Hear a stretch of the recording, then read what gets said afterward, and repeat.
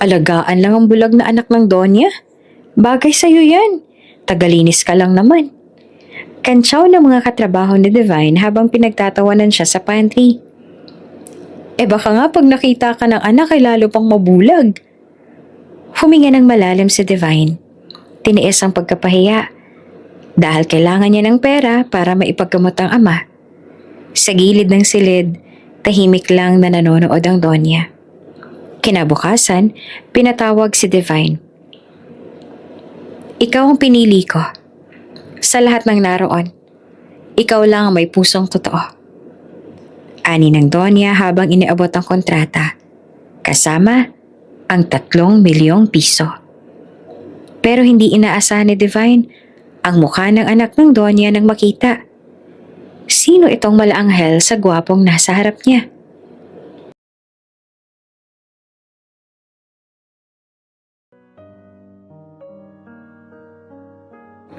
Muling bumungad ang araw sa Lunes ng umaga at si Divine ay maagang dumating sa ospital. Bitbit ang lumang backpack at isang thermos ng mainit na tubig. Alas 5 pa lang pero nakasuot na siya ng uniformeng kulay asul at hawak-hawak ang mop na parang sandata sa araw-araw niyang pagkikibaka sa buhay. Good morning po, Ate Divine! Bati ng isang batang lalaki sa pediatric ward. Napangiti siya. Good morning, Miggy. Kamusta ka naman? Parang ang lakas ng tangsigla mo ngayon, ha? Okay ka na ba? Mas okay na po, sabi ni Doc. Baka po makalabas na raw po ako next week. Ang saya-saya ko po. Yay, buti naman. O siya, lilinisin ko na tong room mo para presko palagi.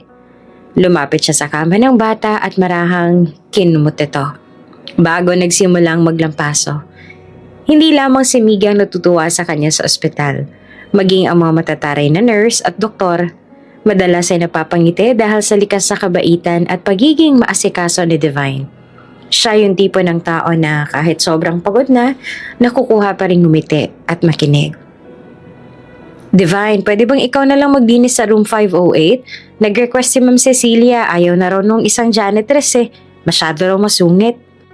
Sabi ng nursing aide. Sige po, ako na po. Sagot niya habang pinupunasan ng bintana. Pero ang hindi alam ng lahat, ang likod ng ngiting yon ay isang gutom na sikmura.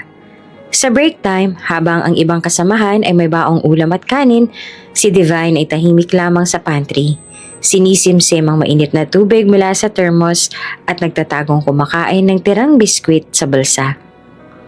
Uy, Divine! Wala ka na naman bang baon? Katsaw ng isa sa mga kasamahan. Diet lang. Biro naman niya, sabay ngiti. Kahit sumisikip na ang sikmura niya sa gutom. Wala na siyang choice, kailangan niya magtipid. May nilalakad kasi siyang mga papeles sa agency para makapag-abroad bilang factory worker sa Taiwan. Gusto niyang takasan ng paulit-ulit na hirap. Gusto niyang makaranas naman ng buhay na hindi laging kabalikat ng mob at timba. Matagal niya ng pangarap iyon. Simula nang mag-high school siya, wala nang tumulong sa kanya. Ulila na siya. Iniwan ng tadhana sa mga kamag-anak na hindi mo lang siya pinansin. Sa halip na arugain. Tinaboy siya na parang basura. Hindi ka namin kaya, Divine. May mga anak din kami. Sabi ng tiyahin niya noon. Pasensya ka na talaga. Kaya mula sa edad na 16, natutong dumiskarte si Divine. Nag-working student siya sa isang karinderya. Nagtinda ng gulay sa palengke. Naglaba sa mga kapitbahay. At sa wakas, nang makagraduate ng high school, nakapasok bilang contractual janitor sa San Rafael Medical Center. Hindi madali ang trabaho. Bukod sa maghapon siyang nakatayo, inaasahan siyang maging masigla, mabango at masinop. Kahit paminsan ay sugatan ng mga kamay niya dahil sa mga cleaning chemicals, may mga gabi pa nga na hindi siya makatulog sa kirot ng kalyo sa paa at balikat. Isang beses, habang naglilinis sa ICU wing, bigla siyang napaupo sa sahig. Sumakit ang tiyan niya sa gutom at nanlalambot ang mga tuhod.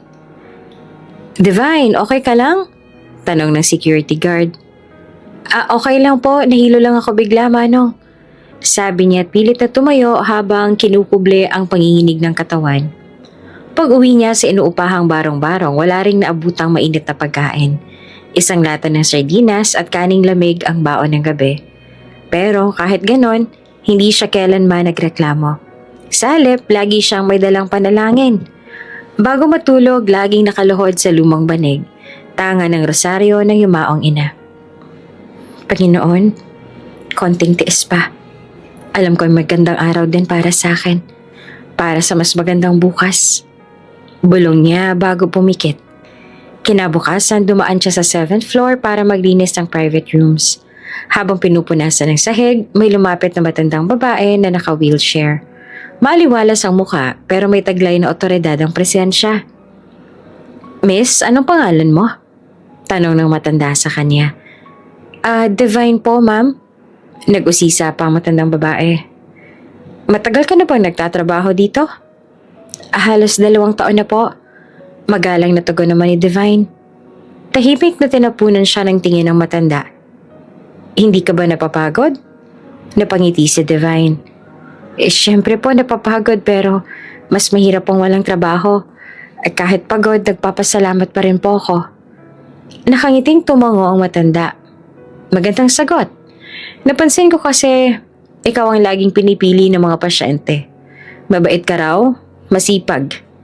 Nahihiyang napakamot ng batok sa Divine. Nako, maliit na bagay lang po yun. Basta po maayos ang paligid nila, masaya na rin po ako. Hindi na siya tinanong pa. Umalis ang matanda. Tahimik pero may iniwang bigat sa loob na Divine. Hindi niya alam na ang matandang yon ay si Doña Soledad Alcantara, isa sa pinakamayaman at kilalang benefactor ng ospital. Kinahapunan sa pantry, narinig niya ulit ang pambubuli ng mga kasamahan. Divine, si Doña Soledad pala nakausap mo kanina? Aba, baka ikaw nang maging kaibigan ng mayaman. O baka alila.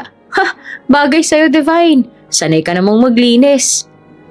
Tumahimik ang paligid. Masakit, pero hindi na bago kay Divine ang ganitong klaseng kantsaw.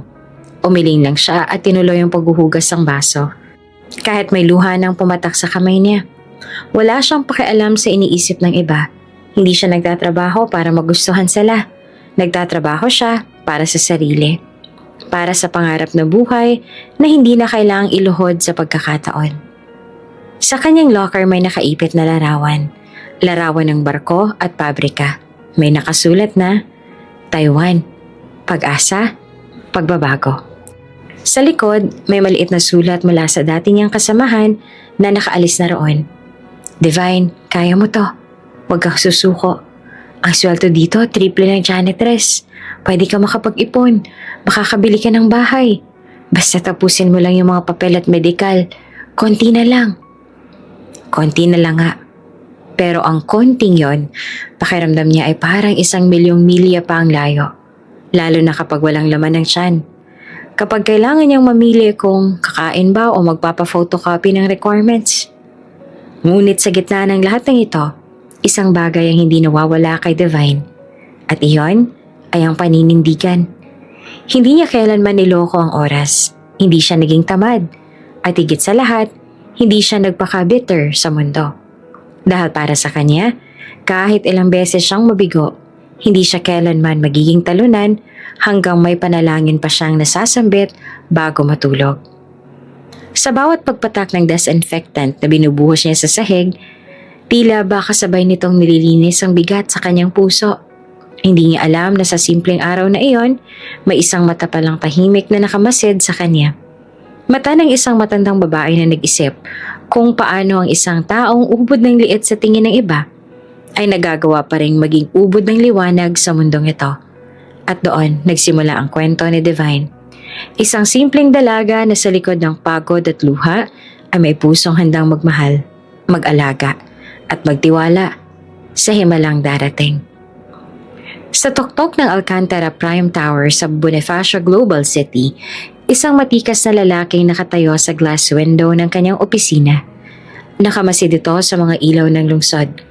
Nakasuot siya ng puting long sleeves na nakafold hanggang siko, black slacks, at mamahaling relo. Maaliwalas ang muka, matangos ang ilong, matalim ang mga mata, at may mapaglarong korba sa labi. Halatang sanay sa atensyon, ngunit hindi arogante. Walang iba kundi si Ralph Alcantara, young CEO, 31, bachelor at tagapagmana ng multi-bilyong pisong korporasyon na hawak ang ilang real estate, hospitals, food chains at construction ventures sa buong bansa. Nag-iisa siyang anak ng Doña Soledad Alcantara at ng negosyanteng si Antonio Alcantara, mga haligi ng old money elite sa Maynila. Pero sa kabila ng marangyang buhay, kilala si Ralph sa pagiging focused, tahimik at mas pinipiling magtrabaho kesa mag-party. Maraming babae ang nagpapakipot sa tuwing lumalabas ang pangalan niya sa business section ng dyaryo. Pero ni isa, hindi napabalita ang naging nobya niya. Sir Ralph, board meeting in 15 minutes. Bulong ng assistant niya. Thanks, Camille. Ready my presentation. Tahimik siyang bumalik sa desk. May mga figures sa proposals na nakadisplay sa monitor.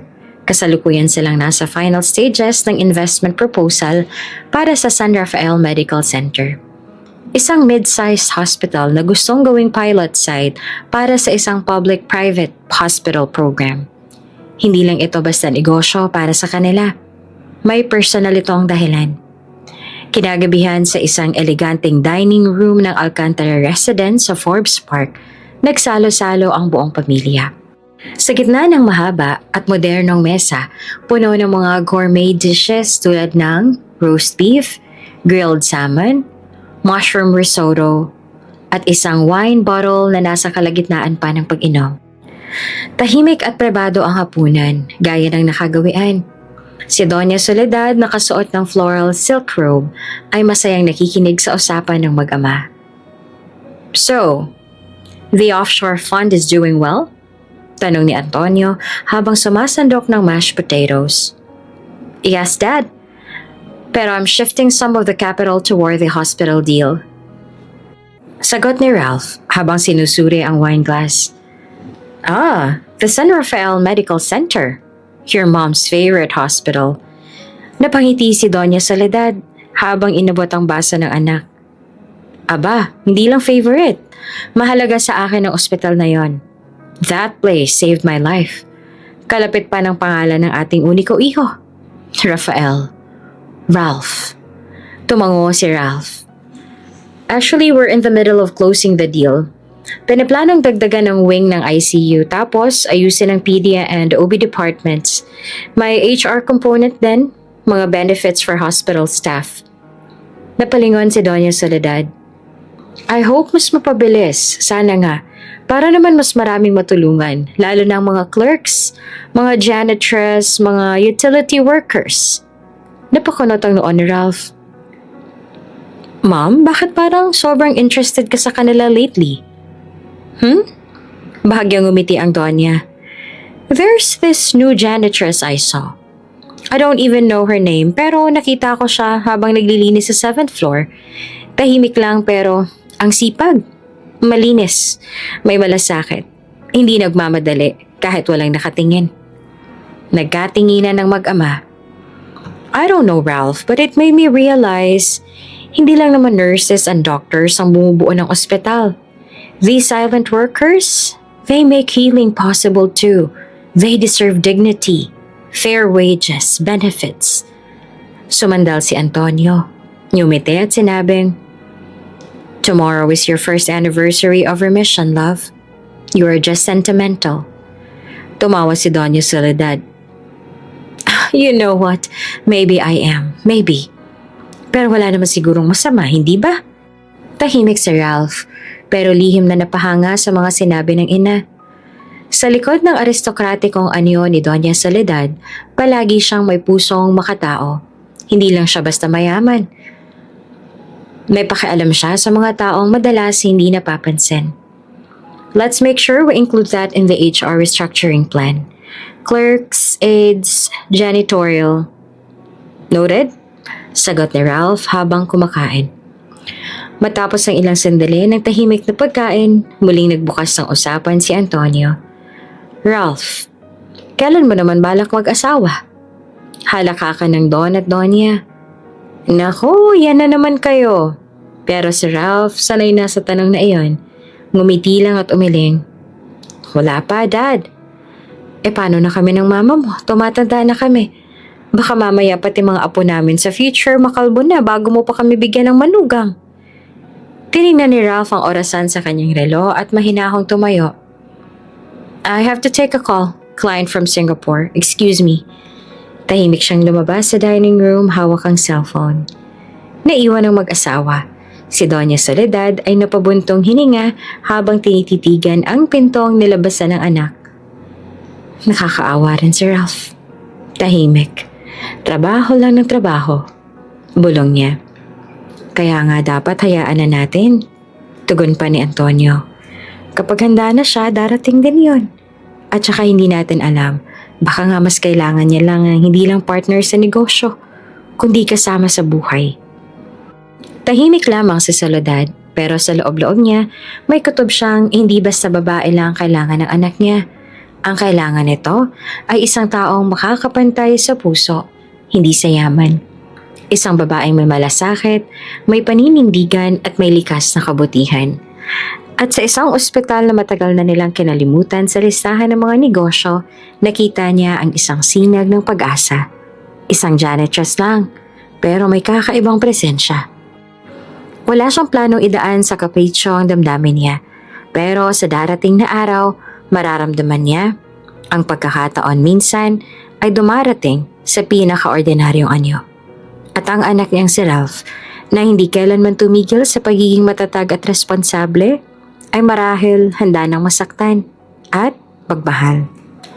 Maagang nagising sa Divine kinabukasan. Tulad ng nakasanayan, kabisado na ng katawan niya ang bawat kilos tuwing umaga. Maghihilamos, magdadasal ng taimtim habang nakaluhod sa gilid ng banig. At maghanda ng baon na instant noodles na isinilid sa lumang lagayan ng sorbetes. Pagdating sa San Rafael Medical Center, sinalubong siya ng malamig na simoy ng hangin. Kumukulumlim na ang langit. Maaga pa lang, tila nagbabadya na ang ulan.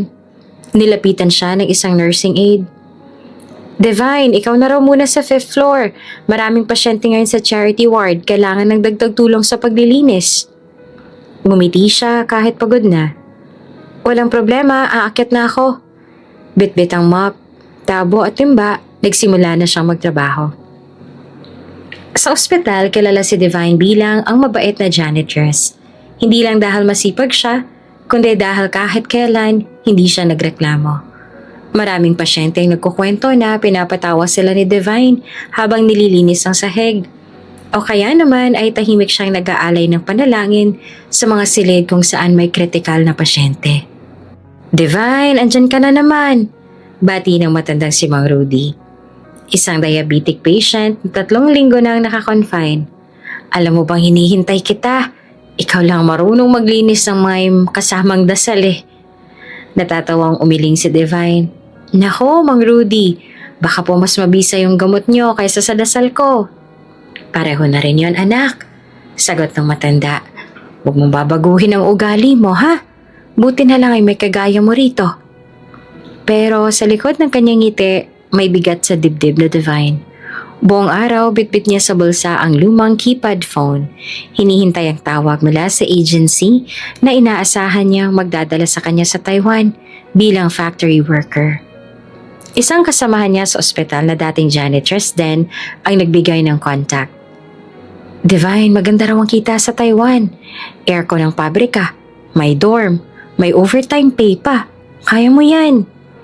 At dahil nga gusto niyang makaraos at makaalis sa bansa, upang magkaroon ng bagong simula, bagamat ulina na at wala ng pamilyang babalikan kung sakali, pinili pa rin na Divine na ipagpatuloy ang plano.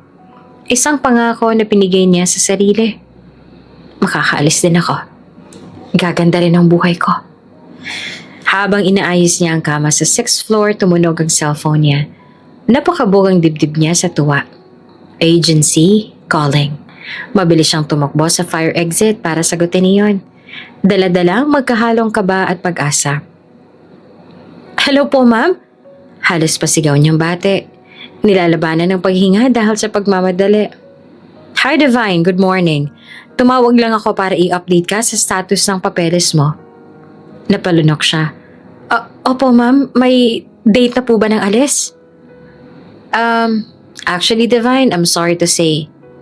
na disapprove ang application mo.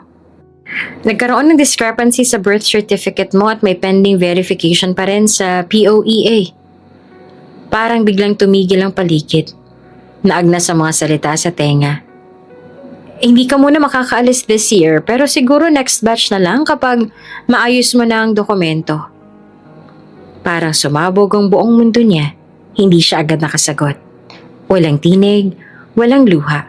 Hanggang sa naramdaman niyang nanginginig na ang kamay niya. Hello, Divine? Tanong ng nasa kabilang linya. Opo, naiintindihan ko po. Salamat. Mahina niyang tugon bago pinatay ang tawag. Sa gilid ng hagdan na upo si Divine habang pinipilit pigilan ang hikbi. Dito sa ospital na ito siya nagsimula at dito rin naramdaman niyang parang wala siyang mararating. Paulit-ulit sa isip niya. Ginawa ko naman ang lahat. Bakit parang hindi pa rin sapat? Samantala, sa kabilang bahagi ng ospital, sa conference room ng admin building, nakapirma lang si Ralph Alcantara ng pinal na dokumento ng partnership agreement para sa San Rafael Medical Center. Sa tabi niya, ang mga board members at hospital administrators ay nagbabatian na. Congratulations, Mr. Alcantara. This partnership will change a lot of lives, sabi ng hospital director. Nagpakita ng bahagyang ngiti si Ralph, pero hindi siya sanay sa papuri. Sa totoo lang, para sa kanya, isa lang itong bahagi ng mas malaking plano. Naglakad siya palabas ng building, patungo sa basement parking. Sa likod ng hallway, napansin niya ang isang babaeng nakahupo sa hagdan. Yakap ang sarili. Isang janitress, basang-basa ang mata. Tila ilang minuto nang umiiyak. Napahinto siya. Saglit na naalala niya ang sinabi ng kanyang ina. May nakita akong janitress. Hindi ko alam ang pangalan niya pero masipag. Tahimik, may malasakit. Hindi lang mga doktor ang bumubuo ng hospital, Ralph. Tandaan mo yan. Nagtagal siya ng ilang segundo. Pinagmamasdan ng babae sa hagdan. Hindi niya nilapitan. Pero sa sarili niyang tahimik na paraan, kinilala niya ang kanyang desisyon. Tama lang na ituloy ang investment.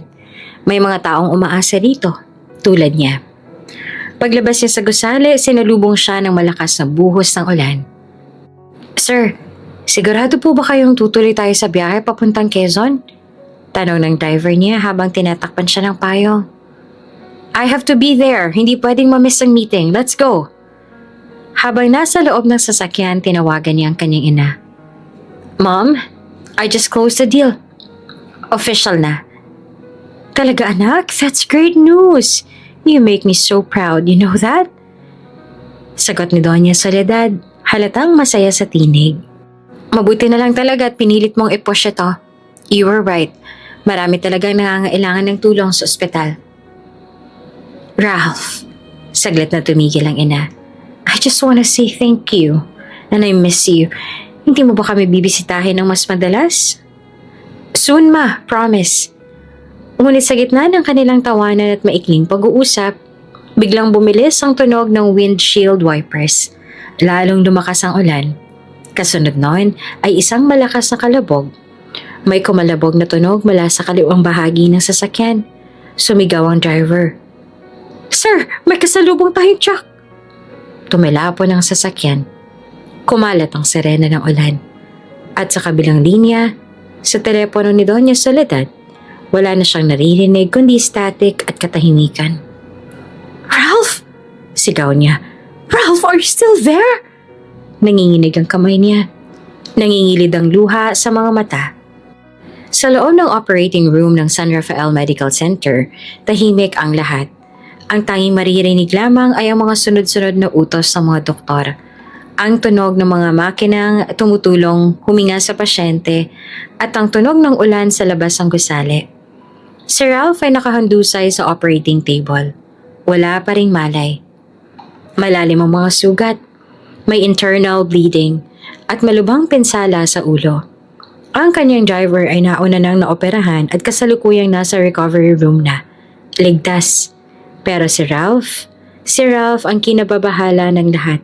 Malala ang tinamu niyang injuries at literal na nakabaon ang kanyang isang paa sa hukay. Sa labas ng operating room, ilang oras nang naglalakad pabalik-balik si Doña Soledad at Don Antonio. Hawak ni Doña Soledad ang rosaryong kulay ginto. Ang parehas na rosaryo na hawak niya noong siya ay na-diagnose ng breast cancer ilang taon na ang nakalipas. Antonio, bakit ang tagal? Garal-gal ang tinig ni Doña Soledad. Wala pa ring update. Baka... Shh! Pinigilan siya ng kanyang asawa. Kaya ni Ralph to. Bata pa siya. Malakas ang katawan niyan. Ngunit kahit sa pananalig ni Don Antonio, ramdam niyang pangambang bumabalot sa buong ospital. Ilang nurses na ang lumapit sa kanila, pero wala pa rin konkretong masabi. Wala pang tiyak. Walang kasiguruhan. Ilang sandali pa bumukas ang pinto ng operating room. Agad silang lumapit. Doc? Halos sabay nilang tanong. Kamusta ang anak namin? Ang doktor ay pagod. Malalim ang mga mata. Basang-basa ang pawis ang scrub suit. Nailigtas na po namin si Mr. Alcantara. For now. Oh, salamat sa Diyos. Sabay silang bumuntong hininga. Pero, dugtong ng doktor, matindi po ang naging pinsala sa kanyang ulo. Kinailangan naming tanggalin ang pressure sa kanyang utak. He's under critical observation sa ngayon. Comatose siya. Ililipat na muna siya sa ICU. Halos matumba si Doña Soledad. Mabilis siyang inalalayan ng asawa. Koma? Gaano katagal, Doc? Tanong ni Don Antonio. Hindi po natin masasabi. Pwedeng ilang araw, ilang linggo, baka buwan. But rest assured na we're doing everything we can. Humigpit ang hawak ni Doña Soledad sa resaryo. Nilapitan niya ang doktor.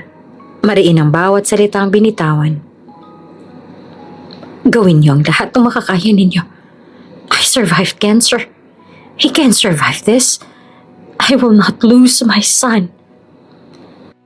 Gabing-gabi na nang mapadpad si Doña Soledad sa maliit na chapel ng ospital. Tahimik. Ang liwanag mula sa krus ay siyang tanging ilaw sa madilim na lugar. Lumuhod siya. Sa unang pagkakataon matapos ang matagal na panahon, nagsumamo siya sa Diyos na may luha sa mata. Panginoon, anak ko lang. Kunin niyo na lahat. Huwag lang siya. Tahimik ang kanyang dasal. Ngunit malakas ang tibok ng kanyang puso. Hindi niya napansin na may pumasok sa likuran. Si Divine, suot ang lumang uniforme, dala ang isang maliit na kandila. Inilapag niya iyon sa harap ng altar, tsaka tahimik ding lumuhod. Napatingin si Divine sa babaeng umiiyak. Hindi niya agad nakalala kung sino iyon. Ngunit ramdam niya ang bigat ng dinadala. Nilapitan niya ito. Maingat, marespeto. Ma'am, ayos lang po ba kayo? Mahina niyang tanong. Napatingin si Doña Soledad. Namumugto ang mga mata. Hindi. Hindi masyado, iha. Umupo si Divine sa tabi niya. Hindi bilang empleyado. Hindi bilang mahirap. Kundi bilang kapwa-tao. Kung gusto niyo po, samahan ko po kayo magdasal. Kahit sandali lang. Hindi sumagot si Doña Soledad. Ngunit tumango ito. Maya-maya siya na rin ang nagtanong. Anong pangalan mo, iha? Divine po. Anong ipinagdadasal mo, Divine?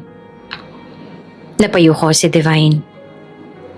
Sana po, makaalis na po ako papuntang Taiwan para sa bagong simula. Tumango si Doña Soledad. Pinikit ang mga mata. Sige, samahan mo ako magdasal, Divine. Sabay tayong manalangin. At sabay silang nagdasal. Magkaibang mundo, magkaibang layunin. Pare-parehong may pusong pagod at umaasa. Lumipas ang mga araw na sa ICU pa rin si Ralph. Hindi pa rin siya nagigising. Araw-araw ay dinadalaw siya ni Doña Soledad. Lagi-laging kinakausap. Anak, naririnig mo ba ako? Ralph, please, bumangon ka. Hindi kita kayang mawala. Si Divine naman sa kabilang banda ay patuloy pa rin nagtatrabaho bilang janitress. Madalas napapansin niyang naroon si Doña Soledad sa chapel, nagdarasal. Tahimik, malalim. Palihim niya itong tinitingnan. Minsan ay nilalapitan upang abutan ng tubig o minsan ay tahimik lang na nakikiupo. Hindi niya alam na anak ng Donya ang lalaking na aksidente.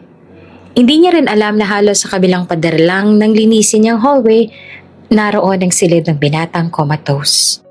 Sa tuwing naririnig niya ang paghikbi ni Doña Soledad sa chapel o ang pagtigil nito sa mga rosaryo, lihim din siyang dumadalangin. Panginoon, kung hindi man po ako makaalis ng bansa, gabayan niyo po sila. Huwag niyo pong pabayaan ang anak nila. Tahimik ang gabi. Napapikit si Doña Soledad sa ICU. Hawak ang kamay ng anak. Si Don Antonio naman ay nakaupo sa tabi. Pilit pinapalakas ang loob ng asawa. Biglang may marahang gumalaw sa mga daliri ni Ralph. Antonio! Sigaw ni Doña Soledad. Naramdaman mo yon? Muling gumalaw ang kamay. Mulit-muli hanggang sa dahan-dahang bumukas ang mata ni Ralph. Ralph? Anak? Napasugod ang mga nurse. Tinawag ang doktor at sa loob ng ilang minuto, naging abala ang silid. Pinagmasdan nilang lahat ang bagong gising na si Ralph. Ngunit pagmulat niya, hindi siya gumalaw. Napakunot ang noo. Doc, I can't see anything. Tumigil ang lahat. Ralph? Tanong ni ina. Hindi ko kayo makita. Ang dilim. Ang dilim lahat. Bakit? Bigla siyang nagsisisigaw. Sumisigaw na parang batang nawalay. Hinampas niya ang gilid ng kama. Tinanggal ang oxygen tube. Nagtangkang tumayo. Calm down, Ralph. Anak, kalma lang. Sigaw ni Doña Soledad habang niyakap ito. Mom, I can't see. I can't. Dok, anong nangyayari? Nanginginig ang boses ni Doña Soledad. Napayo ko ang doktor. Ma'am, base sa CT scan at trauma, posible pong naapektuhan ng visual nerve si Mr. Alcantara. Sa ngayon ay maaaring bulag siya. Parang binagsakan ng langit si Doña Soledad. Napaluhod siya sa tabi ng kama. Sa labas, habang naglilinis ang hallway si Divine, narinig niya ang ingay mula sa loob ng ICU. Ang sigawan, ang iyakan, ang pagkalabog. Napahinto siya. Inabot niya ang mop tsaka bumulong. Panginoon, gabayan niyo ho sila. Palakasin niyo ang loob nila. Kayo na pong bahala sa kanila. At sa gitna ng katahimikan at kalungkutan, isang bagong yugto ang magsisimula. Ang ospital ay tila laging gising. Ngunit para kay Divine, ang bawat araw ay parang paulit-ulit na tanong sa sarili. Kaya pa ba niyang tiisin ang lahat para sa kaunting pag-asa? Isang hapon habang nagmamadali siyang naglalampaso sa pantry ng mga staff, bigla na lang may kumalabog sa tawa ang isang grupo ng mga kasamahang janitress. Hoy Divine! Ani Melba habang umunguya ng tinapay. Totoo ba yung sabi ni Ate Vanji? Ikaw daw ang pinagkatiwalaang mag-alaga sa bulag na anak ng Donya? Isang kasamang lalaki ang sumabat. Alagaan lang ang bulag na anak ng Donya? Bagay sa'yo yan. Tagalinis ka lang naman. Nagkatawanan silang lahat. Hindi pa nakontento. Muling bumanat ang isa. Baka nga pag nakita ka ng anak, lalong mabulag. Napahinto si Divine. Hawak pa niya ang basang mop. Namumuo ang luha sa gilid ng kanyang mga mata pero mabilis niya itong pinigilan. Hindi niya nauunawaan ang sinasabi ng mga kasamahan niya. Wala silang alam, Divine. Mahina ang bulong niya sa sarili. Hindi nila alam ang pinagdadaanan mo. Sa sulok ng silid, nakaupo si Doña Soledad. Tahimik na pinagmamasdan ng lahat. Hindi siya namukaan agad ng mga staff sapagkat hindi siya karaniwang pumapasok sa mga lugar kagaya ng pantry. Ngunit naroon siya, nakaupo lamang. Tangan ng kanyang maliit na bag. Pinapanood kung paano minaliit ang isang batang babae na minsan niyang nakasabay sa panalangin. Pagkalipas ng ilang oras, tinawag si Divine sa opisina ng direktor ng ospital. Sa loob ay naroon si Doña Soledad. May kaayusan sa anyo. Subalit may bakas pa rin ang pag-aalala sa kanyang mukha. Upo ka, iha. Wika niya. Tahimik na sumunod si Divine. Hindi ko nagustuhan ang narinig ko kanina. Panimula ng Donya. Walang sino man ang may karapatan na maliitin ang trabaho mo. Kahit gaano pa kababa sa tingin ng iba. Ang paglilinis ay hindi lamang mahalaga. Ito ay marangal. Napatingin si Divine sa kanyang mga palad na magaspang, tuyot, may gasgas. Tao lang naman po ako, ma'am. Sagot niya. Sanay na rin po akong pagtawanan. Hindi ka dapat masanay, Divine. May ibinuklat si Doña Soledad mula sa kanyang folder. Isang kontrata, isang tanong. Alagaan mo ang anak ko. Aniya. Kapalit ng 3 milyong piso. Napasinghap si Divine. 3 milyon po? Tumango ang Doña. 3 million para sa'yo. Kailangan niya ng makakasama. Isang taong may malasakit. Hindi nurse, hindi therapist. Isang taong may totoong puso. Isa kang simpleng babae. Pero sa lahat ng nakita ko sa ospital na to, ikaw lang nagpakita ng malasakit. Kahit hindi mo alam kung sinong iniiyakan ko sa chapel. Namutla si Divine. Napatingin sa kontrata. Isang pangalan. Rafael Antonio M. Alcantara. Bulag. Anak ng Donya. Iyon palang lalaki nasa ICU. Iyon palang dahilan ng mga dasal ng matandang babae ngayon na nasa harapan niya. Nag-aalok ng perang kailanman, hindi niya inakalang mahahawakan niya. Pero ma'am, wala po akong alam sa pag-aalaga. Wala po akong karanasan. I don't need experience. Mahinang sagot ng Donya. I need sincerity. At nakita ko yan sa'yo. Tahimik si Divine. 3 milyon. Makakaalis siya papuntang Taiwan. Baka nga hindi niya na kailanganin pa. Dahan-dahan niyang itinabi ang kanyang pangamba. Wala siyang luho sa buhay. Pero meron siyang pangarap. Ang bahay ng mga Alcantara ay para bang ibang mundo. Gintong railings, marmol na sahig. Chandelier sa bawat hallway. Mismo ang hininga ni Divine ay tila natabunan ng takot at kaba. San po ako matutulog? Tanong niya sa butler. May guest room po sa tapat ng kwarto ni Sir Ralph. Nandun yung intercom para kung kailangan ka niya, madali ka makalapit. Kinabahan siya. Bago siya pumasok sa silid ng binata, inalala niya ang bili ng Donya. Hindi siya palakibo. Magagalitin siya mula nang mawalang paningin niya. Pero anak ko pa rin siya. Sana, kahit papaano, mapalambot mo ang puso niya. Paalala nito. Pagbukas yan ng pinto na amoy agad na Divine ang halimuyak ng mamahaling pabango. Nahaluan ng ospital at gamot. Sa kama nakaupo si Ralph. Gwapong-gwapo. Maputi ang balat. Makapal ang kilay. At kahit hindi kita ang mga mata, parang may kwentong gustong ilahad ang kanyang anyo. Sinong nandyan? Malamig na tanong nito. Hindi agad nakasagot si Divine.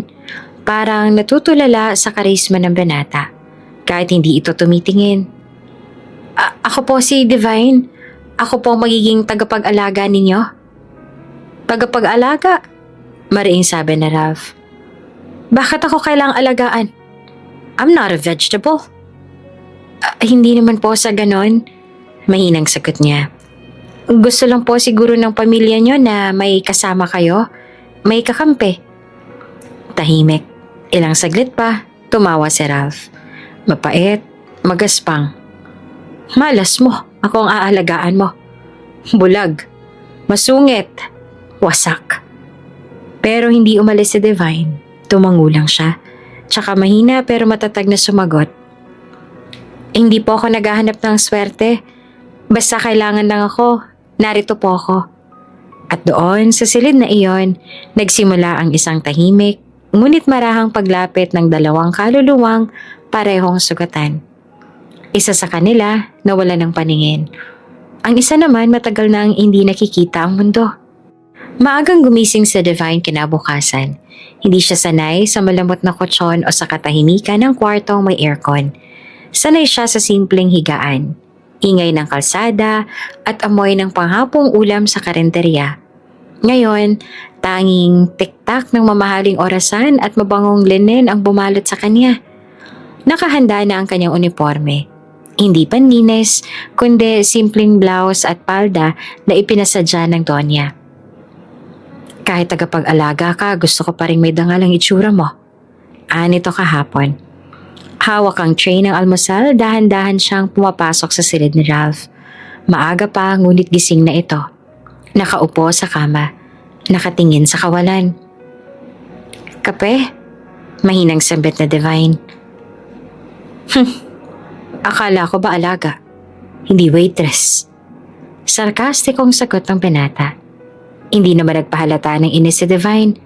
Maingat niyang inilapag ang tray sa mesang malapit sa kama. Ayaw mo po ng kape, sir? Huwag mo nga akong sir-sirin. Wala kang boss dito. Ikaw ang binayaran para bantayan ng isang inutil. Napayuko si Divine. Ngunit sa kaloob-looban niya, pinilit niyang alalahanin ng dahilan kung bakit siya narito. Kung ayaw mo po ng kape, pwede po akong kumuha ng gatas o juice. Anong kulay ng tray? Natigilan si Divine. Po? Anong kulay ng tray? Ulit na Ralph. Alam ko namang hindi mo ako maiintindihan. Kayo, kapag bulag na ang tao, akala niyo wala ng utak. Hindi agad nakasagot si Divine, pero pinilit niyang sagutin ang tanong. Berde po. Berde at puti. Mabuti. At least alam kong hindi ka patanga. Pilit ngumiti si Divine. Kung berde ang tray, ibig sabihin good mood ako. Kasi iyon po ang paborito kong kulay. Hindi niya alam kung bakit niya sinabi yon. Baka para lang matunaw ang lamig sa pagitan nila. Pero nananatili ang katahimikan. Paglingon niya, napansin niyang basag ang isang picture frame sa may cabinet. Kinuha niya ito at pinunasan. Isang lumang larawan. Isang batang Ralph. Siguro edad 7. Nakaakbay sa mga kaibigan. Malambing ang ngiti nila. Huwag mong galawin yan. Nagulat siya kahit hindi nakikita. Alam ng binata kung anong bahagi ng kwarto ang pinuntahan niya. Pasensya na po, may basag lang na salamin. Hayaan mo na, mas sanay akong basag. Hindi na siya sumagot. Marahang itinabi ang larawan. Pinulot ang ilang gamot mula sa tray. Oras na po ng gamot. Tahimik lamang si Ralph. Hindi siya gumalaw. Hindi ako lalagok ng gamot na hindi ko nakikita kung ano. May label naman po, ibuprofen, pantanggal ng sakit ng katawan. Tumawa si Ralph. Mahina pero may pait. Pantanggal ng sakit ng katawan. May gamot ba sa sakit ng kaluluwa? Napayuko si Divine. Gusto niyang magsalita. Gusto niyang sabihin na alam niya rin kung paanong masaktan. Kung paanong mawalan. Kung paanong magdasal gabi-gabi nang wala namang kasiguraduhan kung may tumirinig ba talaga. Pero pinili niyang manahimik. Wala pong gamot sa ganun pero may dasal. Natigilan si Ralph. Dasal? Panunuya niya. Yung iniiyak mo sa chapel? Napalingon si Divine. Paano mo po nalaman? Mom told me. She was bragging about how faithful you are. Hindi siya sigurado kung insulto ba iyon o biro. Ngunit sa pagkakataong iyon, ngumiti si Divine. O kung nakakatulong po ang pagdadasal, sana po makabuti ako sa inyo. Lumipas ang mga araw na parang palaging tanong kung tatagal ba si Divine. Si Ralph ay patuloy sa pagiging malupit, masungit at papandin lang. May pagkakataong sadyang pinapabagsak ang kanyang tubig para makita kung sino ang masisisi. Minsan ay hindi sumasagot kapag tinatanong kung may gusto. Minsan, sobrang tahimik. Akala mo may masamang iniisip. Pero si Divine hindi umaatras. Tahimik lang siya kung pagalitan. Ngumingiti pa rin sa umaga. Dinadalan pa rin ang paboritong tsokolate sa hapon kahit hindi kumakain si Ralph. Ba't mo ba ginagawa to? Tanong ng binata isang gabi habang binibigyan siya ng bitamina. Kasi po, kailangan niyo po ng kasama at kailangan ko rin ng trabaho. Trabaho lang ba talaga? Tumango si Divine. Pero sa puso niya, unti-unti ay may namumuong awa. Hindi dahil sa bulag sa Ralph, kundi dahil sa lungkot sa tinig nito. Hindi sakit ang nagpapabigat kay Ralph, kundi ang tahimik na kawalan ng tiwala sa mundo. Sa bawat pagdapo ng kamay niya sa braso ng binata, pakiramdam ni Divine may halong init at lamig na dumadaloy. Init ng damdaming pilit isinusuko. Lamig ng pusong matagal nang sarado. Isang gabi, inabot sila ng brownout.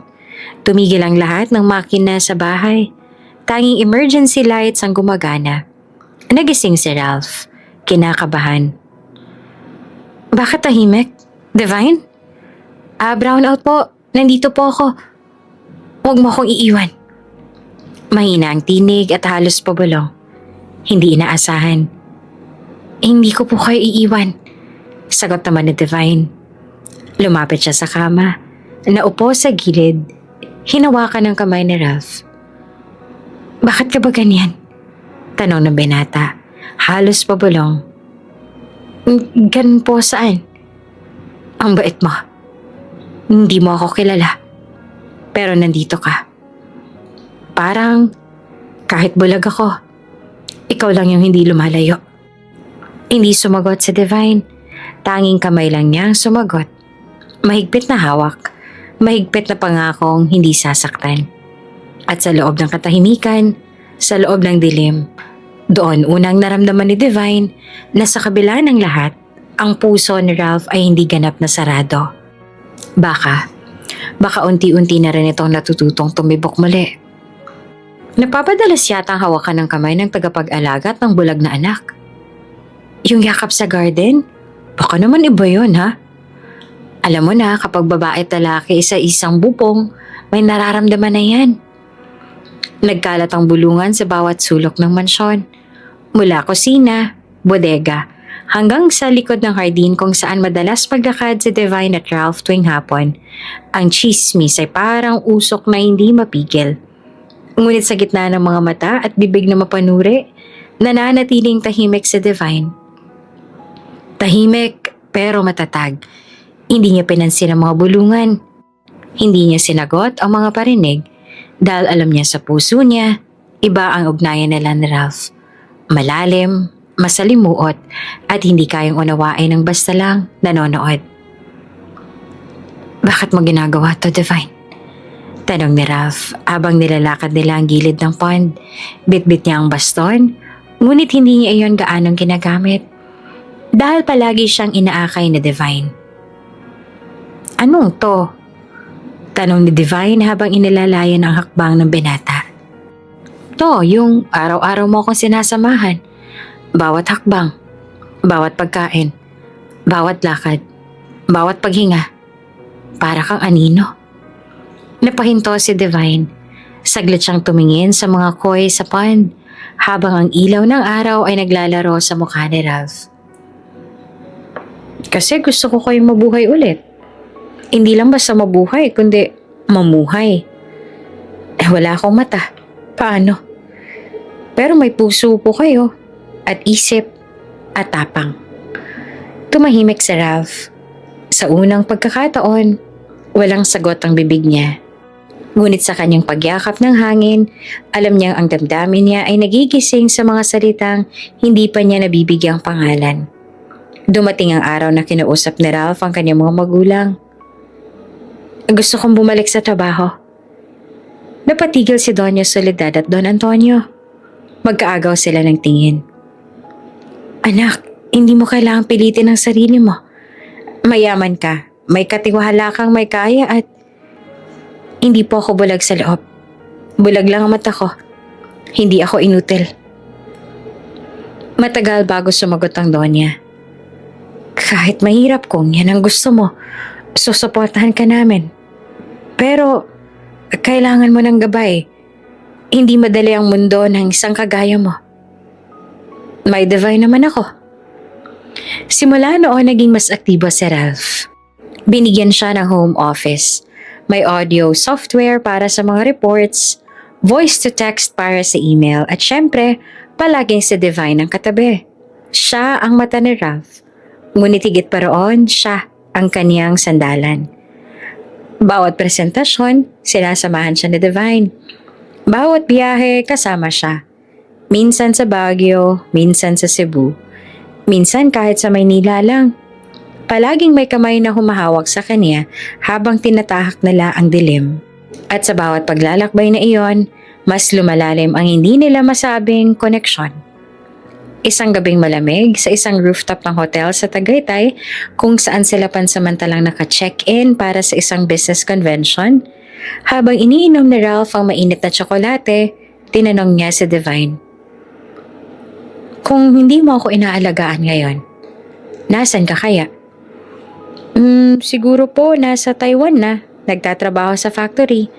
Kung saan man, siguradong malayo sa tanawin na to. Tanawin? Yung tanawin ng gabi, ilaw, hangin, katahimikan.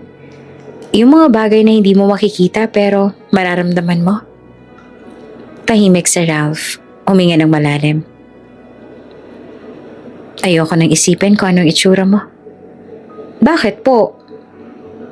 Kasi kapag hindi ko alam ang itsura mo, mas nararamdaman kita. Hindi ko kailangang umasa sa mata para malaman kung gaano kakabuting tao. Napangiti naman si Divine, ngunit sa kaloob-looban niya, parang may pumipintig ng mabilis sa dibdib. Sa pag-uwi nila sa Maynila, lalong umingay ang bulungan sa mansyon. Parang nagkakadevelopan na talaga sila. Baka hindi lang talaga tagapag-alaga yan, baka love story na.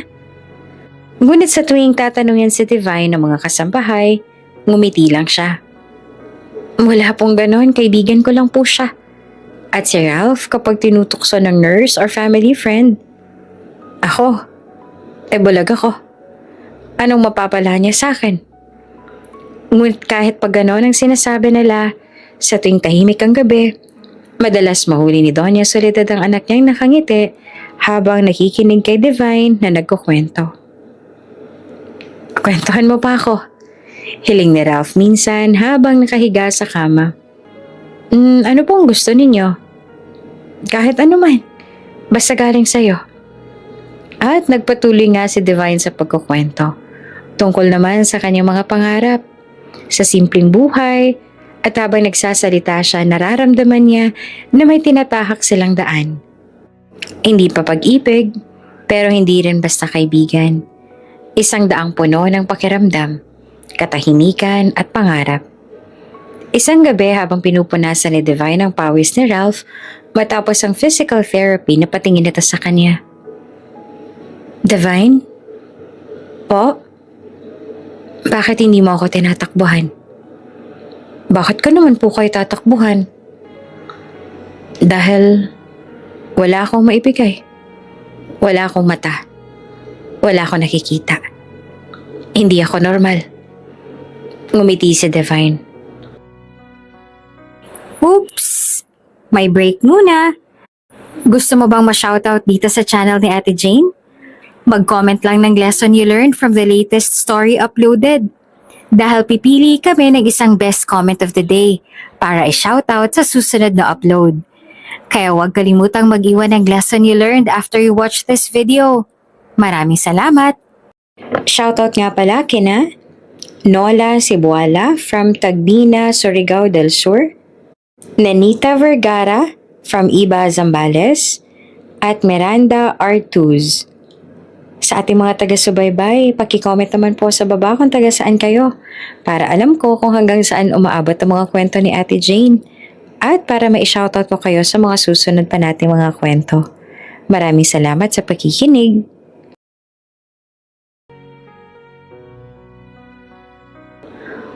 Wala po kayong mata, pero may direksyon kayong tinatahak. Wala kayong nakikita, pero marunong kayong makinig. At sa lahat po ng wala, narito ako para punan. Tumigil ang mundo ni Ralph sa sagot na iyon. At sa gitna ng katahimikan, narinig nila ang tibok ng puso nila. Mabilis, hindi sigurado, pero totoo. Mas naging masigla ang araw na Ralph. Sa tulong ni Divine, unti-unti siyang muling nakatayo. Hindi lamang sa pisikal kundi sa emosyonal at mental. Bumalik siya sa mga meeting, sa mga business events, sa mga simpleng lakad sa mall, sa art exhibits. Kahit hindi niya na ito makita, ramdam niya ang mundo sa piling na Divine. At sa bawat hakbang niya, naroon ang kamay na gabay. Isang Sabado ng hapon, inimbitahan si Ralph bilang honorary speaker sa isang event ng mga social entrepreneurs.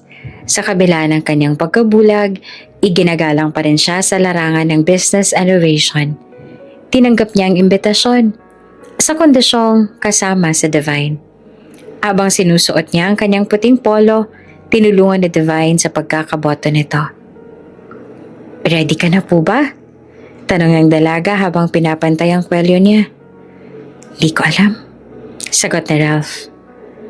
"Pero kapag kasama kita parang hindi ko naman kailangang maging handa. Dahil alam kong sasalo ka." Ngumiti si Divine. Pero hindi siya nagsalita. Tulad ng dati, itinago niya sa ngiti ang sariling damdamin. Sa event, maraming tao. Maliwanag, maingay, matao. Kumakaway ang mga bisita. Nangingibabaw ang mga flash ng camera at lumalapit ang mga reporter. "Ralph, right here. Look this way." "Sir Ralph, how does it feel to be back in the scene?" Hawak ni Divine ang braso niya. Pinoprotektahan siya sa mga nagtutulakan. Pero isang segundo lang ng pagkalito. Isang maling hakbang at biglang may nangyari. May cameraman na umatras. Hindi na malaya ng paparating na si Ralph. Nabangga siya. Nabitawan ni Divine ang pagkakahawak. Tumama ang katawan niya sa gilid ng stage. Sa isang iglap, nagdilim ang paligid para sa lahat, lalo na kay Divine. "Ralph!" Walang pag-aalinlangan, tumakbo si Divine papunta kay Ralph, na ngayon ay napaupo sa semento. Nangangatog ang tuhod. Nagdagsaan ang mga tao. Nagkagulo. Pero sa gitna ng lahat ng yon, isang boses lang ang narinig na Ralph. "Ralph, nandito ako. Hinawakan ko ulit ang kamay mo, huwag ka matakot." Humigpit ang kapit ni Ralph sa kamay niya. Nanginginig. Akala ko mawawala ka. Hindi kita iiwan." Sa ambalansya habang sinusuri si Ralph, hinawakan ni Divine ang kamay niya. Tuloy ang paghinga ni Ralph, pero dama niya ang tensyon sa katawan nito ay hindi dahil sa sugat, kundi sa takot. Sa pangambang muling malugmok sa kawalan. Pagdating sa ospital, nilapatan ng paunang lunas si Ralph. Walang fracture pero may mga pasa at pananakit ng kalamnan. "Walang malalang pinsala," sabi ng doktor. "Pero mukhang natrauma siya sa nangyari. Iwasan po muna ang matataong lugar." Pagka-uwi nila sa mansyon, hindi umalis si Divine sa tabi niya. Ilang araw siyang tahimik. Wala ang dating sigla. Hindi siya sumagot kapag tinatawag. Pero isang gabi, habang pinapalitan ni Divine ang compress sa likod niya, nagsalita siya. "Akala ko okay na ako. Pero sa isang iglap lang, para akong walang silbi ulit." Hinawakan ni Divine ang kamay niya.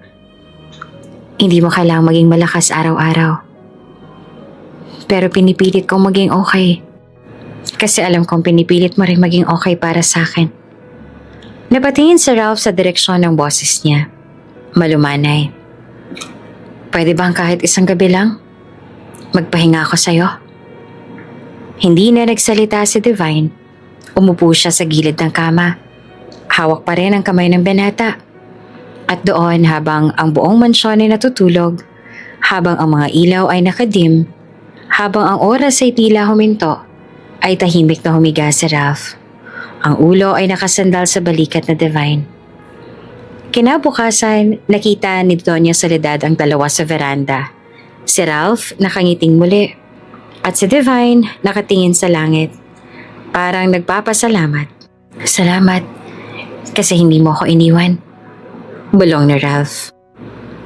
"Totoo rin naman po na kayo ang dahilan kaya hindi ko naisipang umalis." Makulimlim ang langit nang dumating sila sa ospital. Walang ulan pero tila nanganganib bumagsak anumang sandali. Tahimik si Ralph habang hawak ni Divine ang kanyang braso. Marahang ginagabayan papasok ng building. Sa bawat hakbang ay kasabay ang pintig ng kaba. Hindi lamang para sa kanya, kundi para na rin kay Divine, na sa kabila ng lahat ay pilit ng umingiti.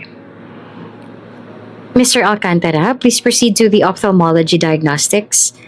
Anunsyo ng nurse. Sa loob ng klinika, may katahimikan. Ang klaseng katahimikan na tila bago sa puso ni Ralph. Hindi ito kawalan, kundi isang uri ng tahimik na pag-asa. Sumalang siya sa iba't ibang tests. Ilang beses siyang tinanong. Ilang ilaw ang sinubukan ipatingin sa kanya. At isa sa mga tests, bigla siya nagsalita. Doc, parang may flash. Parang liwanag. Tumigil ang doktor at napatingin sa screen. At saka muling tumingin kay Ralph. Flashes of light? Sigurado ka? Hindi po ako sigurado pero parang... Oo, hindi ko alam kung guni-guni ko lang. Lumapit ang doktor at kinumpirma ang mga readings.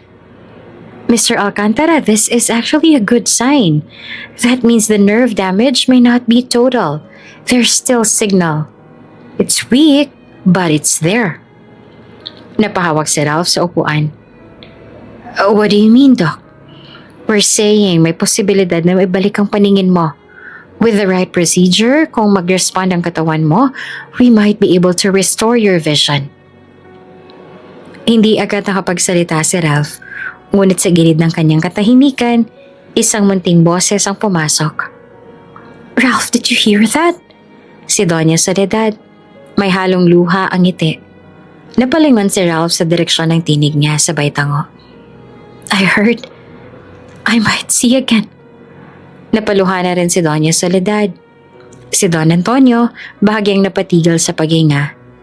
Ngunit sa gitna ng pagdiriwang dumagdag ang isang paalala. But, singit ng doktor, it won't be immediate. We'll have to wait. Your body needs to stabilize. We need to do more observation before we proceed to the surgery. Parang biglang bumigat ang hangin. Napakapit si Ralph sa upuan. Wait, again? Haven't I waited long enough, Doc? Mr. Alcantara, I understand your frustration, but this isn't about your side. Your nervous system needs to be fully prepared. Otherwise, we risk losing what's slowly returning. Biglang tumayo si Ralph. Hindi naghintay pa. Ayoko ng wait. Ayoko ng puro pangako. Ralph! Tawag ni Divine pero mabilis na lumabas ang klinika si Ralph. Humabol ang mga magulang niya. Humakbang na rin si Divine. Ngunit bago siya makalabas, pansamantalang napatigil ang doktor. Miss, your arm, napacheck mo na ba yan? Nagulat si Divine. Bahagyang nakalitaw ang pasa sa kaliwang braso. Bunga ng pagkakabangga sa stage ilang linggo na nakalipas. Agad niya itong tinakpan. Wala po ito. I insist, sagot ng doktor. Seryoso ang tono. You should get that checked. Alam mo naman siguro. The Alcantara family owns more than half of this hospital. I'm sure hindi ka bastusan kung i-refer ka namin sa oncology. Just to be safe. Napalunok si Divine at tumango. Salamat po, babalikan ko po yan. Pero bago pa siya tanungin, may sumilip na nurse. Miss Divine, Sir Ralph is asking for you. Muli siyang ngumiti. Mabilis na nilimot ang takot at muling isinuot ang tapang para sa binatang nangangailangan sa kanya. Pagdating nila sa mansyon, tahimik ang paligid. Sa veranda niya nadatnan si Ralph. Nakaupo, hawak ang tasa ng kape. Nakatingin sa kawalan o sa dilim. Ngunit naroon rin ang liwanag ng pag-asa sa kanyang tinig. Divine, mahinang bulong niya. Sa tingin mo, magiging okay ba ako? Umupo si Divine sa tabi niya. Hindi niya agad sinagot. Pinakiramdaman niya muna ang ihip ng hangin. Ang langit na may bahid na bughaw sa likod ng ulap. Hindi ko alam kung kailan, wika niya. Pero naniniwala ako na magiging okay ka. Kasi matapang ka. Mas matapang pa kaysa sa inakala ko. Napatawa si Ralph. Hindi ako matapang. Takot nga ako na baka pag nagkamali ang operation, tuluyan na ako hindi makakita. Huminga siya ng malalim. Pero alam mo ba kung ano mas kinakatakutan ko? Ano? Dumilat ako at wala ka na. Natahimik si Divine. Ang puso niya ay parang saglit na huminto. Ngunit ang mukha niya, mahina akong ngiti pa rin ang isinukli. Hindi kita iiwan, sagot niya. Habang gusto mo pa ako nandito, hindi ako aalis sa tabi mo. Saglit silang natahimik hanggang sa muling magsalita si Ralph. Mahina pero malinaw. Gusto ko makita kang umiti, Divine. Gusto ko makita ang mukha mo. Yung mga mata mong palaging nakatingin sa akin. Gusto ko makita ka. Sa ilalim ng dapit hapon, habang ang langit ay unti-unti nagpapalit ng kulay, habang ang lamig ng hangin ay humahaplos sa kanilang balat, may mga bagay na hindi kailangan sabihin. Hindi pa ito ang simula ng pag-ibig, ngunit ito na ang sandaling hindi na nila itinatanggi na may malalim silang pinanghahawakan. Liwanag, tiwala, at isang damdaming tahimik, ngunit totoo. Ralph, tara na. Gusto mo bang lumabas ulit ngayong hapon? Malumanay na alok na Divine habang nakaluhod. Inaayos ang tali ng sapatos ni Ralph. Kita sa mukha niya ang pagod, ngunit pilit niyang tinatakpan niya ng ngiti. Nagtaas naman ng mukha si Ralph. Bagamat hindi niya makita ang kausap, dama niya ang init ng presensya ni Divine. Sa park ulit? Tanong niya. May bahid ng pag-asa sa kanyang tinig. Oo, dun sa may damuhan. Gusto mo ng hangin, diba? Tsaka parang mas tahimik doon. Sagot ni Divine. Oo, gusto ko. Basta ikaw ang kasama ko. Sagot na Ralph na bahagyang ngumiti. Ngumiti rin si Divine. Pilit, ngunit buo. Subalit habang tinatahak nila ang pasilyo palabas ng mansyon, mahigpit ang kapit niya sa braso ni Ralph. Hindi lang upang gabayan ito, kundi upang suportahan ang sarili niyang nangihinang katawan. Sa bawat hakbang parang may kumakalas na litid sa kanyang bewang. Kumakapit ang kirot sa balakang, gumagapang sa kanyang gulugod at humihigpit sa mga hit at binti. Hindi lang ito pagod, alam niya. Ramdam niyang may mali sa katawan niya. Noong mga nakaraang linggo, pinilit niyang iwasan ang katotohanan. Inakala niyang karaniwang sakit lang ang lahat. Baka kulang lang siya sa tulog o baka sobrang pagod lang sa pagbabantay kay Ralph. Ngunit sa bawat araw na lumilipas, dumarami ang pasa. Ang pamutla, ang pananakit, at ang pag-ubo na may halong dugo. Minsan habang inaakay niya si Ralph pababa ng hagdan, biglang nadula si Ralph at napakapit ng mahigpit sa kanyang braso. Napasinghap si Divine. Nanlaki ang mga mata sa tindi ng sakit. Hindi siya umiyak, pero parang may tumusok sa laman niya. Masakit ba? Sorry, hindi ko alam kung gaano kahigpit ang hawak ko. Agad na tanong ni Ralph na may halong pag-aalala. Napakagatlabi si Divine. Ayaw niyang makita ni Ralph ang pagkirot ng kanyang mukha. Hindi, okay lang. Natapakan mo lang yung tsinelas ko. Pagsisinungaling niya sabay ngiting pilit. Ngunit ang totoo, ang buong braso niya ay binabalot ng mapupulang pasa na para bang bawat haplos, bawat dampi ay isang paalala ng sakit na ayaw niyang harapin. Wala ni isang nakakahalata. Hindi ang mga kasambahay, hindi si Doña Soledad, hindi si Ralph. Isa siyang tahimik na saksi sa sariling pagbagsak. Tahimik kasi ayaw niyang maging pabigat sa kahit kanino. May mga araw na hindi siya makabangon agad sa kama. Ginigising siya ng lagnat, ng panginginig, ng ubo, ng sakit sa mga kasukasuan. Ngunit pilit pa rin siyang tumatayo. Sapagkat sa kabilang silid, may isang taong umaasa sa kanya. May isang taong kailangan siya. Okay ka lang ba, Divine? Tanong ni Donya nang minsang napansin ang pamumutla niya habang nagsasali ng tasa. Opo, Donya. Siguro kulang lang po ako sa tulog. Hindi ko naman po pinababayaan ng trabaho ko. Sagot niya na mabilis at magalang. Sabay lipad ng mga mata sa sahig. Itinatago ang pagod. Pero ang totoo, sa drawer sa kanyang silid, may isang sulat mula sa ospital. Diagnosis mula sa oncology department. Acute lymphoblastic leukemia. Stage 2. Isang hatol. Tuwing naglalakad sila ni Ralph sa hardin, tuwing inaakay niya ito sa paligid ng mansyon, palagi itong humahawak sa kanya. Sa balikat, sa bewang, sa kamay. At sa bawat haplos, ramdam niya ang pait. Hindi lang sa katawan, kundi pati sa puso. Pilit niya ang nilalabanan. Sa tuwing sasandal si Ralph sa kanya, mas matatag ang tingin niya. Mas matamis ang ngiti. Hindi siya pwedeng magpahiwatig. Hindi siya pwedeng bumigay. Divine? Ni Ralph isang gabi habang nakaupo sila sa veranda. Tahimik na pinakikinggan ang hampas ng hangin sa mga halaman. Paano mo nagagawa to? Yung ano po? Tanong niya. May banayad na takot sa tinig. Yung lagi mong pagtawa. Paglalakas ng loob. Ang liwanag mo. Habang ako nasa dilim pa rin. Hindi siya agad nakasagot. Tumingin siya sa langit. Sa mga bituin, sa mga buwan, na para bang doon siya humuhugot ng lakas. Kasi naniniwala ako may dahilan ng lahat. At kung kaya ko magsilbing mata mo, kahit panandalian lang, gagawin ko hanggat kaya ko. Walang sagot si Ralph, pero napansin ni Divine ang pangingilid ng luha nito.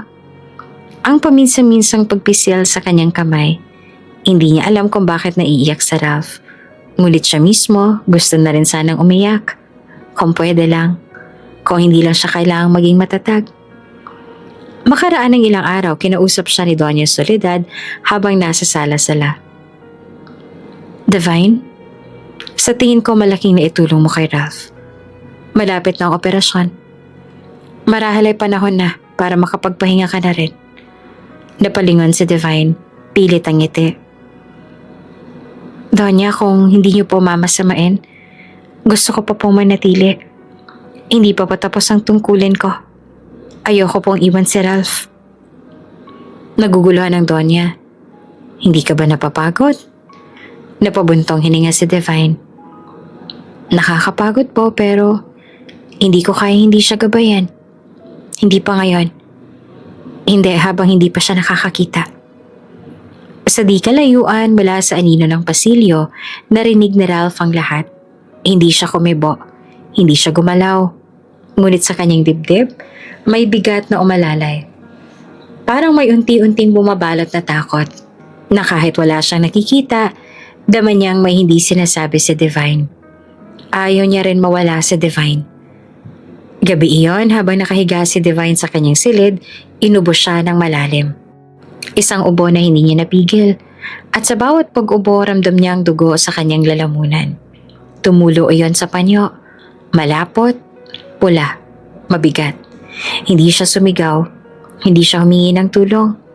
Nilinis niya ang sarili, pinunasan ng bibig at tahimik na lumuhod sa paanan ng kama. Nagdasal siya. Sa gitna ng katahimikan, pinakat niya ang mga mata at bumulong. Panginoon, kung pwede pa, hayaan niyo muna ako manatili. Kailangan ako na Ralph. Kahit kaunting panahon pa. Hindi pa siya pwedeng bumitaw. Hindi pa siya pwedeng mawala. Hindi, habang kailangan pa siya ni Ralph. Ralph, kung mahalaga ako sa'yo, kung gusto mong magsimula tayo muli, kung gusto mong makita ang mundo, pakiusap lang. Subukan mo. Ipaggamot mo ang mata mo. Tahimik si Ralph at nasa ilalim sila ng punong mangga sa bakuran. Habang malamig ang simoy ng hangin, nakaupo siya sa bangkong kahoy. Si Divine naman ay nakaluhod sa harap niya. Hawak-hawak ang kamay niya na tila ayaw pakawalan. Bakit mo ba gustong makita ako ang mundo, Divine? Mahinang tanong ni Ralph. Ikaw na nga ang mundo ko. Napakagatlabi naman si Divine. Kinakabahan siya dahil alam niya wala namang maraming araw. Dahil nararamdaman niyang unti-unti na siyang nauupos, tulad ng kandila sa altar ng kanyang panalangin. Dahil kung maglaho man ako balang araw, gusto kong kahit minsan nakita mo ko sa sarili mong mga mata. Hindi dahil sa gabay ko, hindi dahil sa boses ko, kundi dahil ginusto mong lumaban para sa sarili mo, para sa atin. Natigilan si Ralph. Humigpit ang hawak niya sa mga daliri ni Divine sa loob ng ilang segundo. Bumigat ang paligid. Ngunit sa huli, tumango siya. Sige, gagawin ko. Dahil gusto rin kitang makita. Maagang gumising si Divine. Kahit may lagnat, kahit may panginginig sa mga binte, pinilit pa rin niyang bumangon. Hinatid niya si Ralph sa ospital, tila walang sakit, tila walang bahid ng takot. Ngunit sa loob-loob niya, kumakabog na ang puso. Mahirap huminga, ang katawan niya ay lumalaban na. Handa ka na? Tanong niya kay Ralph habang hinihintay sila ng doktor. Ngumiti naman si Ralph. Hindi ko alam kung anong unang bagay makikita ko. Pero sigurado ako kung sino ang gusto ko makita agad. Tumango lamang si Divine. Hindi niya kaya magsalita sapagkat sa dibdib niya may bumubulong. Sana kayanin ko. Matapos ang operasyon, madilim pa ang paligid na Ralph. Unti-unti may liwanag. Mga aninong kumikilos. Liwanag na parang araw sa pagitan ng ulap. Hanggang sa unti-unting luminaw ang lahat. At sa kanyang harapan, may isang mukha. Isang pamilyar na mukha. Maamong mga mata. Labi. Ngiti. Maputla. Pawisan. Nanginginig. Divine? Bulong niya na halos hindi makapaniwala. Ikaw ba yan? Ngumiti si Divine. Nangingilid ang luha. Oo, Ralph. Ako to. Nakikita mo na ako. Tumulo ang luha ni Ralph. Gusto sana niyang yakapin si Divine. Ngunit bago pa man siya makagalaw, biglang pumuti ang mukha ng dalaga. Natigilan ito. Parang nawala ang kulay sa balat. Nabitawan nito ang bulaklak na hawak. At bago pa man siya makapagsalita, Divine! Nahulog si Divine sa sahig, nawala ng malay. Divine! Sigaw ni Ralph. Tumayo siyang bigla. Hinahanap ang direksyon ng tinig. At ngayon, hindi lang tinig ang meron siya, kundi ang kabuuan ng imaheng bumagsak sa harapan niya. Lumapit ang mga doktor. Gulat at pagkabigla ang bumalot sa buong silid. Severe drop in hemoglobin. Possible internal bleeding. History of leukemia. Rinig ni Ralph mula sa mga usap-usapan ng mga doktor. Hindi siya makagalaw. Nakaupo siya sa gilid. Yakap ang sarili habang pinagmamasdan si Divine mula sa salamin ng ICU. Ngayon lang niya ito nakikita ng malinaw. At ngayon pa rin siya natuto kung paanong matakot ng tunay. Panginoon, wag po muna. Ngayon pa lang po ako nagkaroon ng kulay sa buhay. Huwag niyo naman pong alisin kaagad. Kinagabihan, hindi na mapakali si Ralph.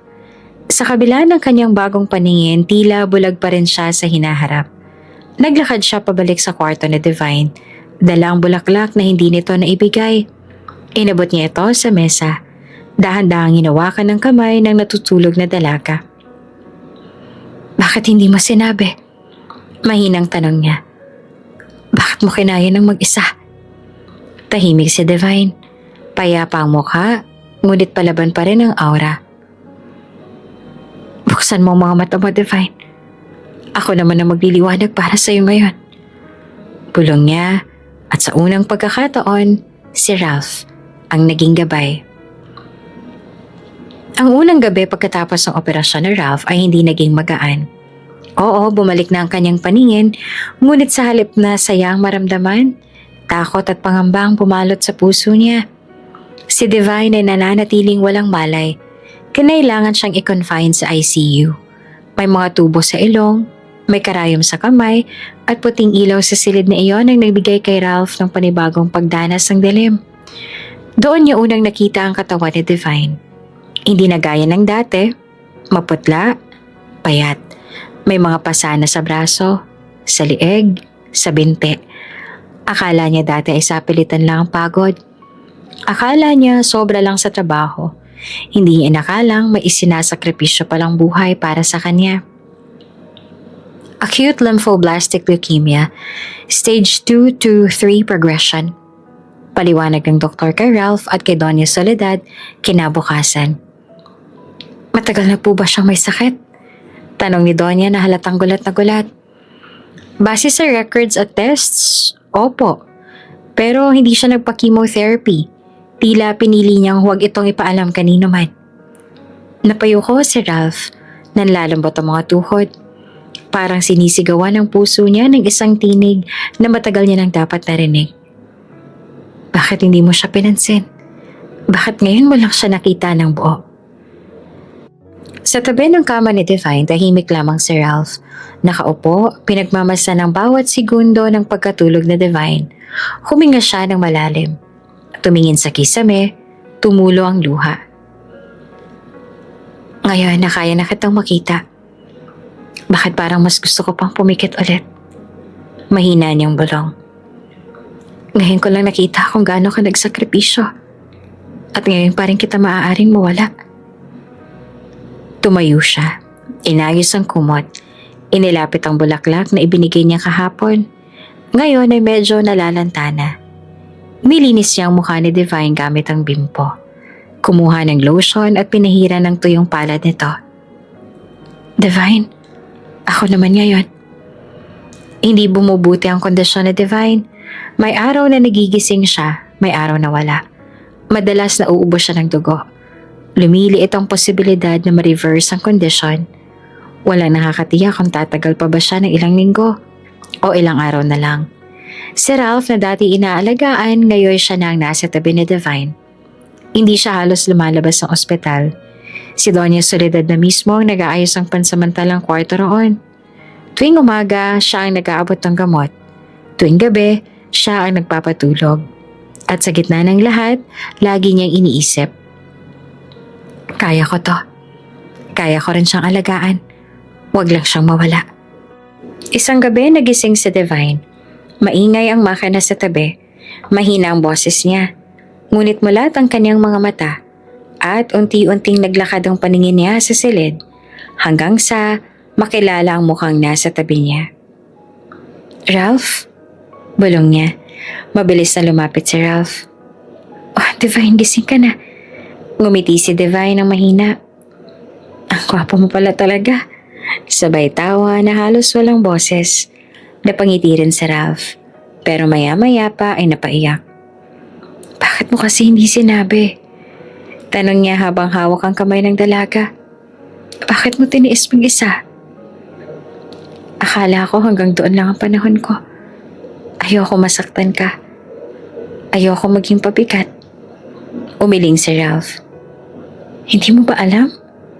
Sa bawat hakbang ko noon, ikaw ang lakas ko. Ikaw ang liwanag ko. Ngayon na nandito na ako. Ngayon na kaya ko na mag-alaga. Ako naman ang hahawak sa'yo. Ako naman ang magiging lakas mo, Divine. Tumulo ang luha ni Divine. Pwede ba yun? Kahit wala na akong lakas? Hindi ko kailangan ng lakas mo. Ang kailangan ko, ikaw. Hindi pa rin sigurado ang mga doktor kung makakaligtas ba si Divine. Kinakailangan ng agarang chemotherapy, ngunit mahina na ang katawan niya. May option, isang matapang na experimental treatment, ngunit may panganib, walang garantiya. Kahit anong kailangan gagawin namin, sagot na Ralph. Basta may pag-asa. Tumingin ang doktor sa kanya. May pag-asa pero hindi kami makakapangako. Tumango si Ralph. Hindi ko kailangan ng pangako. Ang kailangan ko lang siya. Isa pang pagkakataon. Divine, bulong ni Ralph. Kung lalaban ka, lalaban din ako. Magkasama tayo. Magmula ngayon. At sa kauna-unahang pagkakataon, kahit manghina pa siya, nakita ni Divine ang sarili sa mga mata ni Ralph. Hindi bilang pasyente, hindi bilang tagapag-alaga, kundi bilang babaeng minahal ng buo.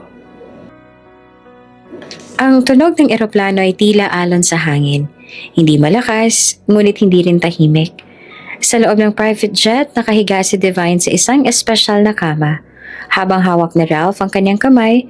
Sa kabila ng putlang kutis at manilaw-nilaw na mga mata, andoon pa rin ang ngiti. Mahina pero buo. Sa wakas nakarating din tayo. Bulong ni Ralph habang inaayos ang kumot sa dibdib ng dalaga. Ito na yung pinaka-advanced na hospital dito sa Europe. Lahat ng kailangan mo nandito. Hindi sumagot si Divine pero pinisil niya ang kamay ni Ralph. 1, 2 beses.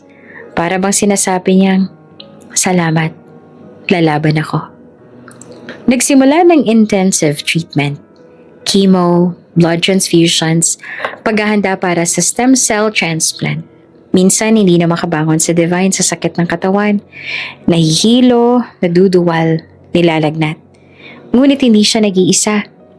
Si Doña Soledad mismo ang sumasama sa kanila. Sa unang pagkakataon, lumambot ang kanyang boses. Lumambot ang kanyang puso. Sa isang gabi ng mahihinang ulan, pumasok siya sa silid ni Divine at dahan-dahang umupo sa gilid ng kama. Divine? Mahina niyang tawag.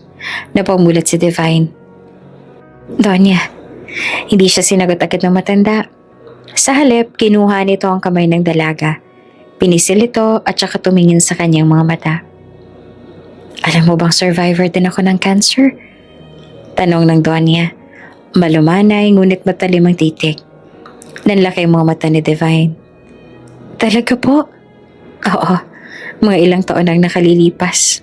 Breast cancer, stage 2. Akala ko katapusan ko na. Pero hindi ako sumuko. Hindi ako nagpatalo. Tumulo ang luha ni Divine. Hindi niya inakalang sa likod ng matibay na tindig ni Doña Soledad ay may ganitong nakaraan. Doña, natatakot po ako. Natural lang yan. Pero kung may natutunan ako noon, ito ang pinakamahalaga. Ang katawan ay pwedeng manghina. Pero ang puso ang huling sumusuko. Kaya laban, iha. Kasi hindi lang para sa'yo ang laban na to. Para sa lahat ng nagmamahal sa'yo. Niyakap ni Divine ang matanda. Mahigpit.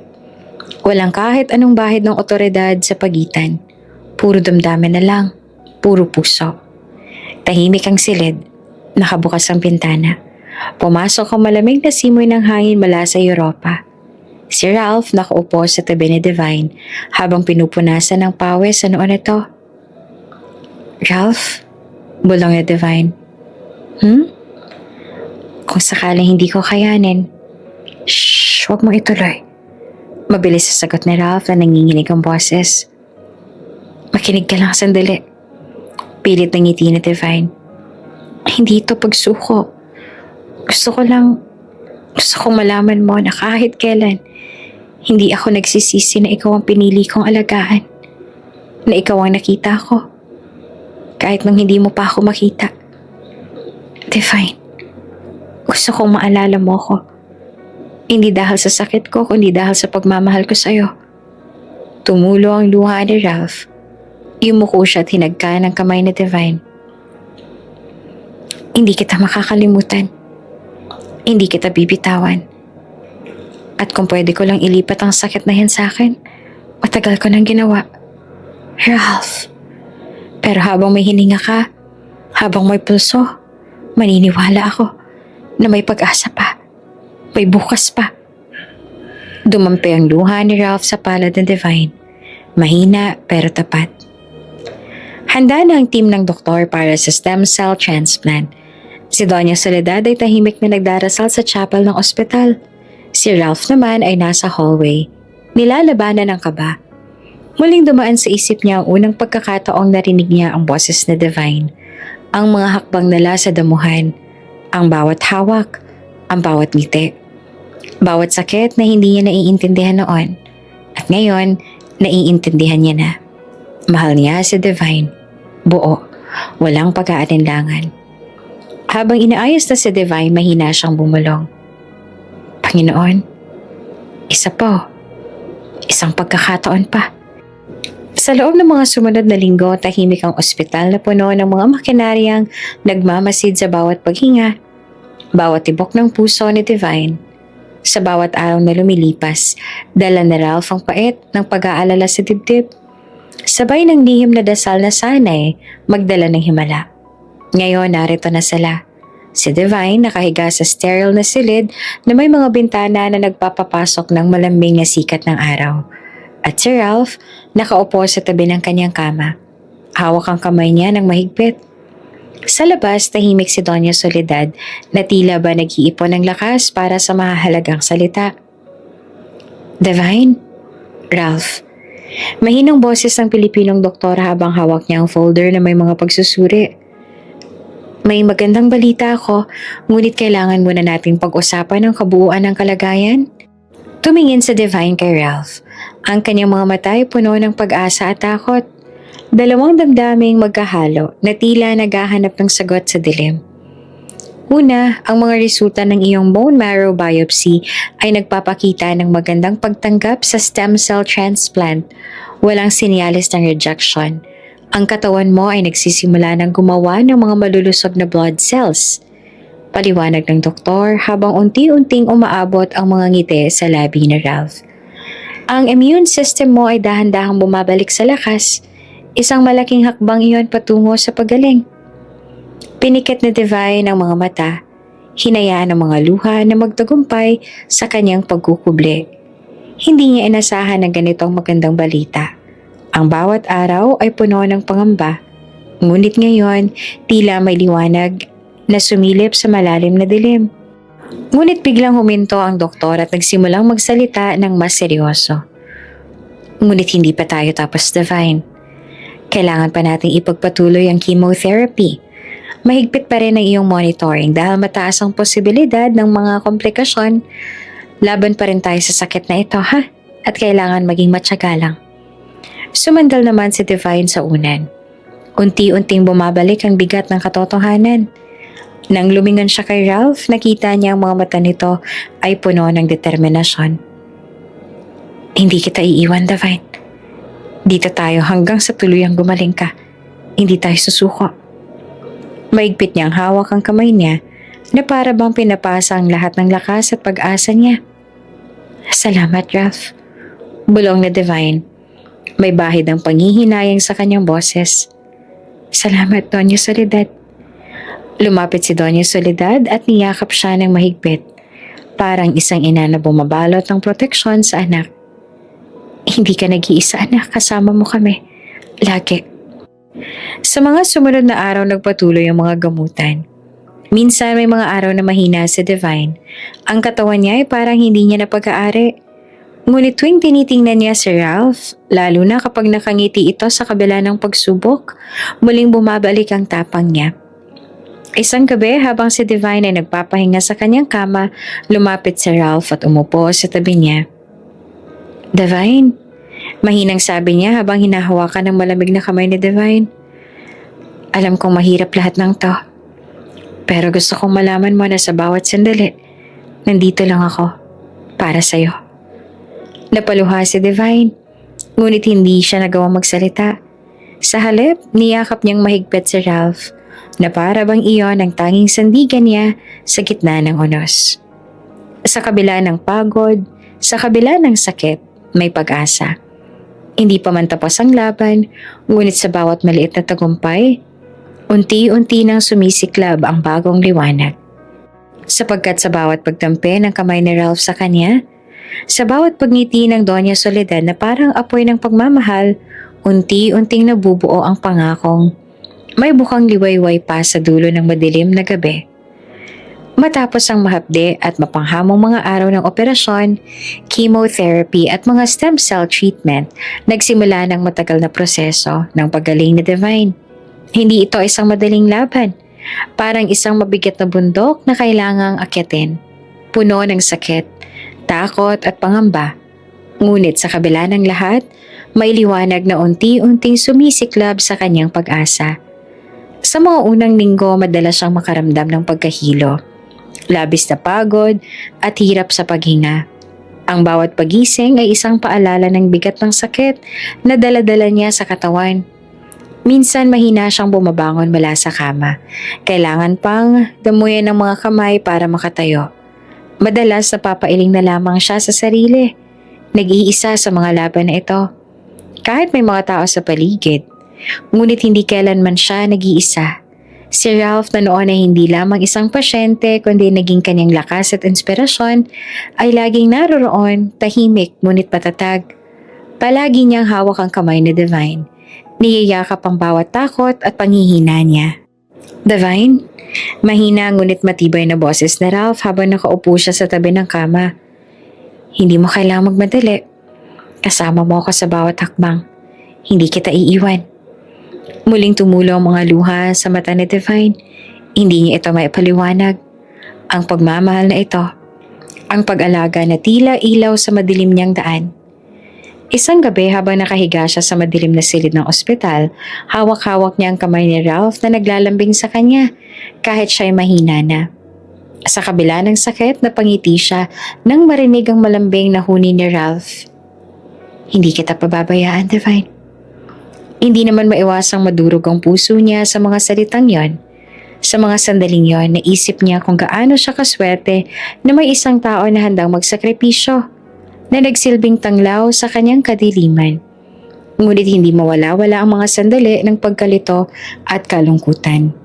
May mga oras na siya'y bumabagsak dahil hindi niya matiis ang bigat ng karamdaman. Minsan habang nag-iisa, pumunta siya sa bintana ng silid. Tinanaw ang malamlam na buwan. Bumuhos ang mga luha, tahimik at walang ingay. Bakit ako? Bulong niya sa sarili. Bakit ako ang pinagkaitan ng kalusugan? Ilang taon pa kayang kailangan kong labanan ng sakit na to?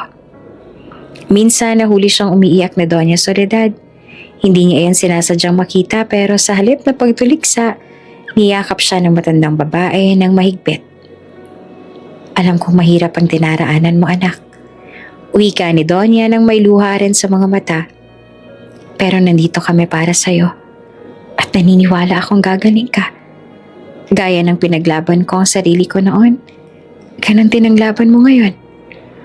Muling napangiti si Divine sa mga sandaling yon, parang bumalik ang lakas ng loob niya. Isang paalala na hindi siya nag-iisa sa laban na ito. Bumalik si Ralph sa kanyang tabi, may dalang mainit na tsaa.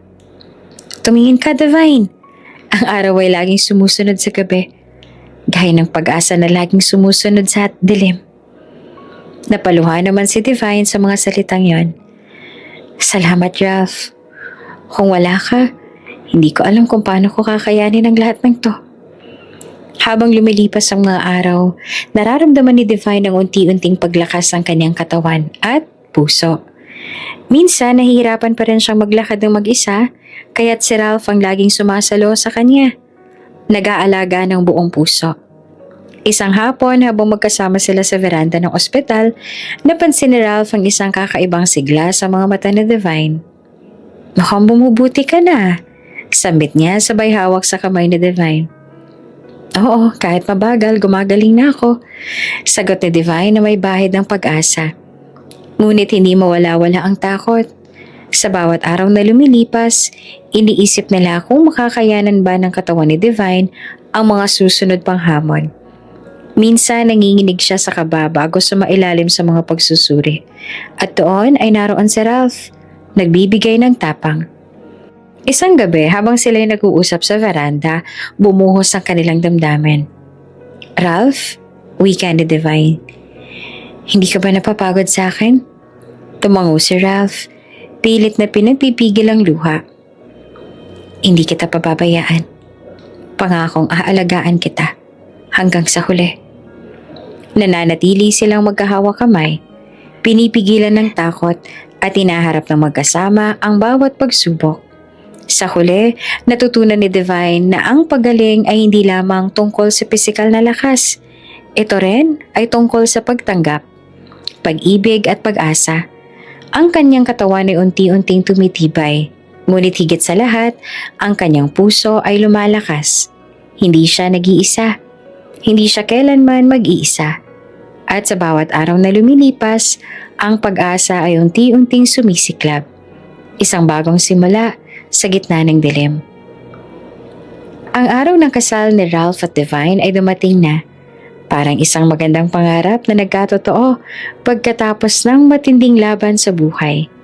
Ang langit ay malinaw, asul at puno ng liwanag.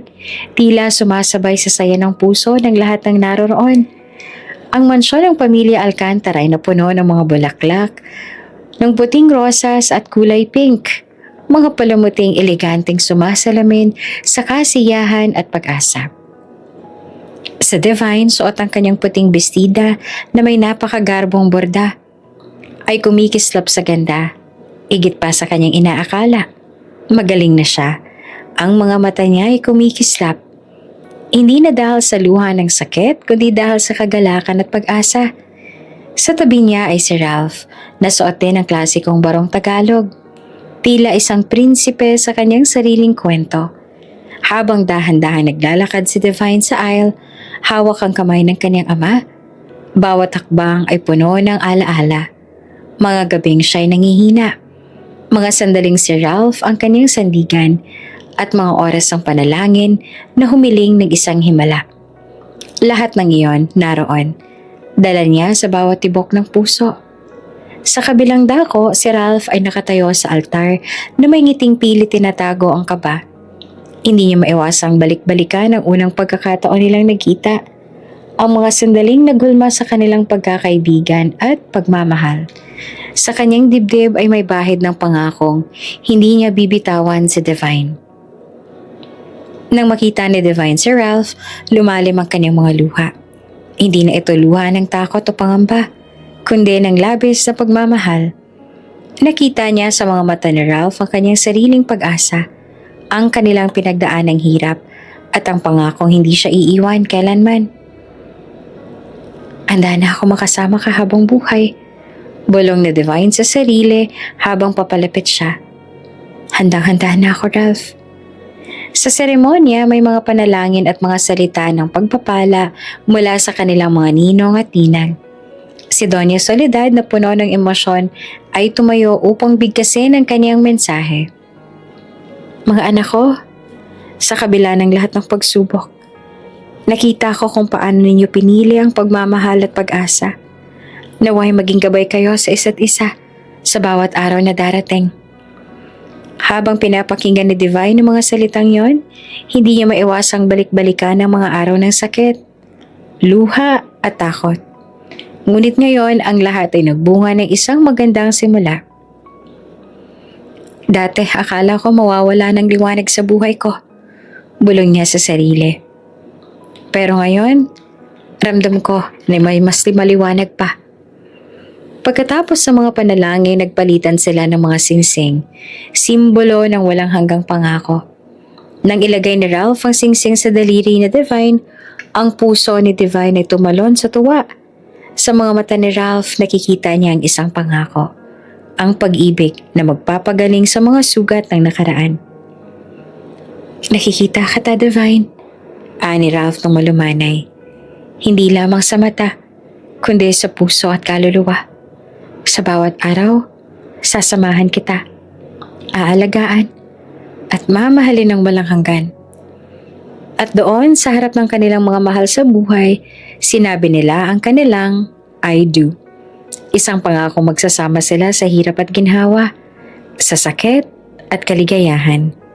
Matapos ang seremonya, si Mang Lito, ang matandang gardener ng mansyon ay malambing na nag-alok ng isang payong kay Divine nang dumaan sila sa may hardin.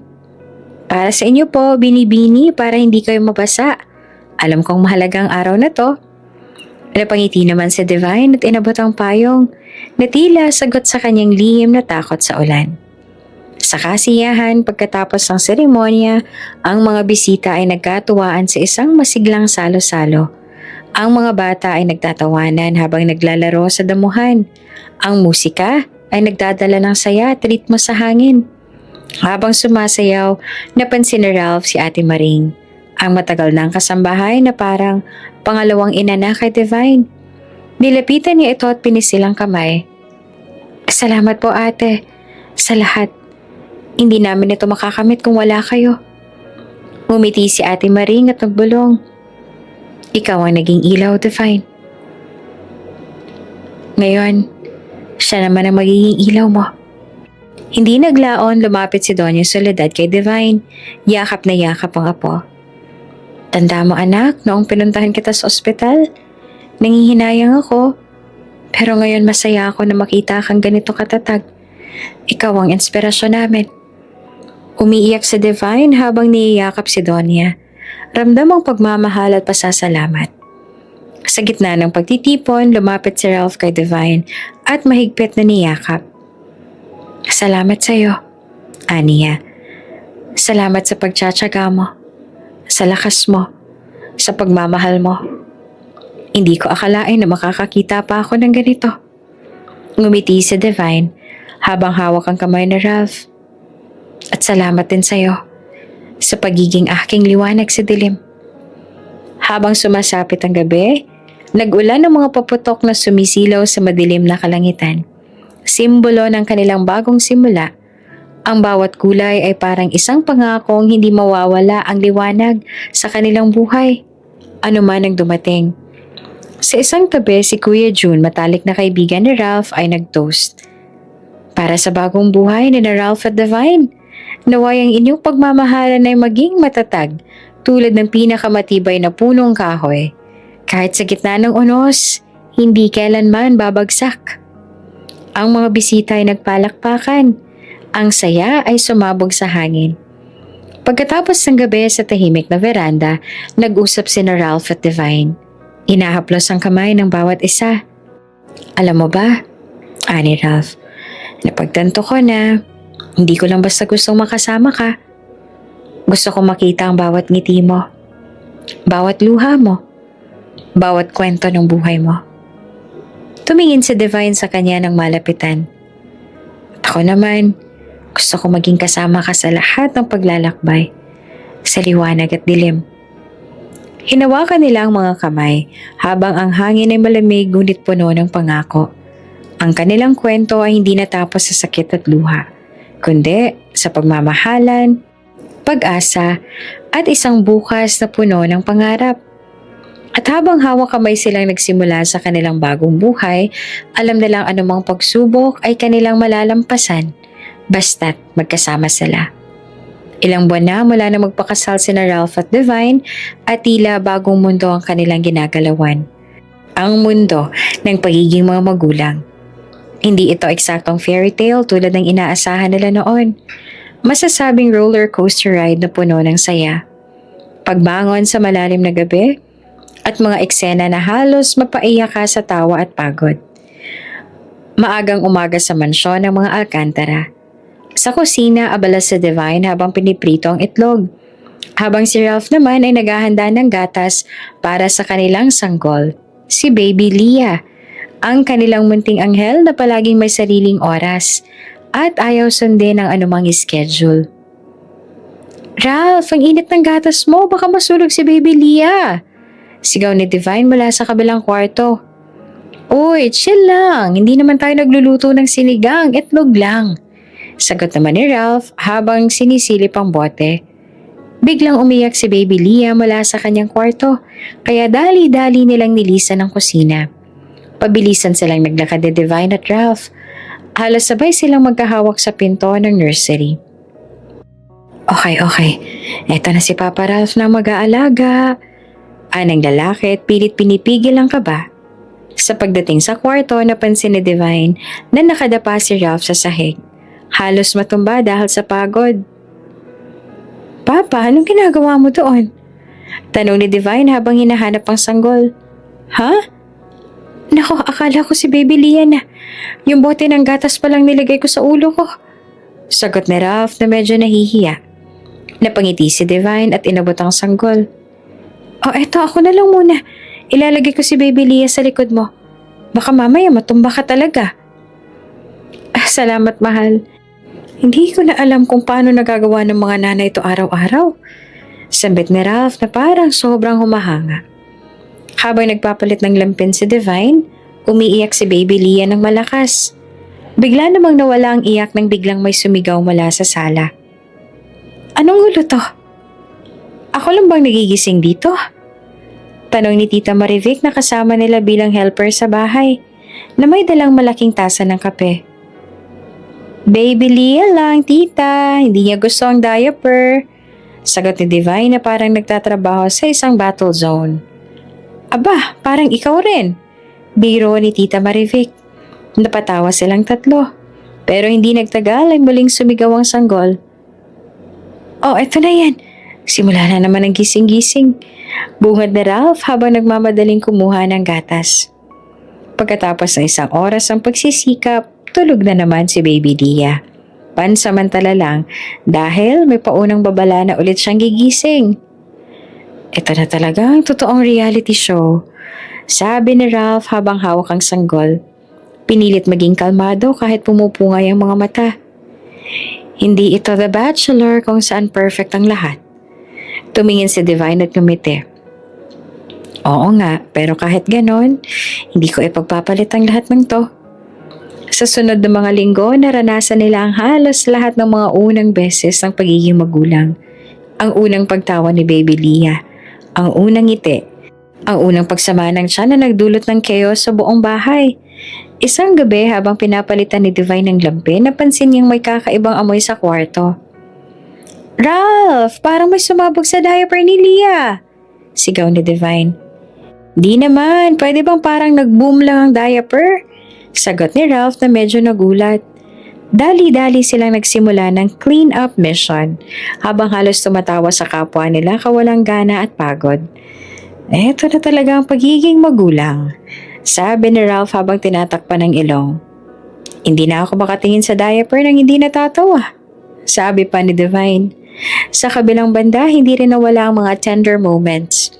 Minsan si Ralph ay gumising ng maaga para magluto ng paboritong ulam na Divine na sinasabayan niya ng kaunting pag-aalaga kay Baby Lia. Ang sweet mo, Ralph, sabi ni Divine na parang nakakalimutan ng pagod. Hindi naman ako magaling sa mga bagay na to dati, pero para sa inyo gagawin ko, sagot ni Ralph na may halong pagmamayabang. Isang gabi naman habang natutulog si Baby Lia sa kanilang tabi, nag-usap sina Divine at Ralph sa dilim. Alam mo dati, ang hirap mag-isip ng future. Pero ngayon habang nakikita ko si Lia, natutunan kong ang kinabukasan ay hindi lamang para sa sarili, sabi ni Divine. Oo nga, naging mas meaningful ang buhay ko simula nang dumating siya, tugon ni Ralph. Hirap man minsan, sulit naman lahat ng pagod. Nagyakap silang mahigpit, ramdam ang pagmamahal na lumalago sa kanilang pamilya. Hindi nagtagal, dumating ang unang bisita nila, si Doña Soledad, ang lola ni Divine na may dalang basket ng pagkain. Wow, ang dami nang nangyari dito ah. Biro ni Doña Soledad habang pinagmamasdan si Baby Lia. Ano po ang sekreto ng mga bagong magulang? Tanong ni Ralph habang tinatanggal ang bakod ng crib. Di ang pasensya at kape, sagot ni Doña Soledad ng may halong tawa. Lahat ay natawa at para sa sandaling yon, nakalimutan nila ang pagod at mga problema. Sa bawat araw natututo silang mas maging matatag, mas mapagpasensya at higit sa lahat, mas magmamahalan. Ang buhay bilang mga bagong magulang ay puno ng halakhak, luha, at minsang pagka-frustrate, pero laging may pagmamahal na nagsisilbing ilaw. At habang pinagmamasdan ni Ralph si Divine na nilalakad si Baby Lia sa hardin, napapaisip siya. Hindi ko na kailangan ng ibang mundo. Ang mundong to, kasama kayo, sapat na. Mga araw, linggo at buwan ang lumipas at ang buhay nila ay naging isang masayang gulo ng mga diaper, gatas at halakhak. Bagamat may mga araw na gusto nilang sumuko, napapaisip sila sa bawat ngiti ni Baby Lia na parang nagsasabing, kaya niyo to. Si Divine ay natutong mag-multitask. Humahawak ng sanggol sa isang kamay habang naglilinis sa kabilang kamay. Si Ralph naman ay naging eksperto sa pagsaswaddle at pagpapasuso kahit na sa umpisa ay napapahikab siya sa kainitan ng gabi. Sa isa sa mga gabi na mahimbing ng mahimbing ang tulog ng sanggol, nakaupo si Ralph at Divine sa veranda. Habang hawak kamay, nagmumuni-muni. Alam mo ba, balong na Divine, isang araw kapag lumaki na si Lia, sasabihin natin sa kanya kung gaano tayong kabesi, pero masaya. Ngumiti si Ralph. At sasabihin natin na kahit pagod, hindi kami nagsawa sa'yo. Na ikaw ang pinaka-the best na nangyari sa amin. Sa veranda ang kanilang maliit ngunit payapang tahanan.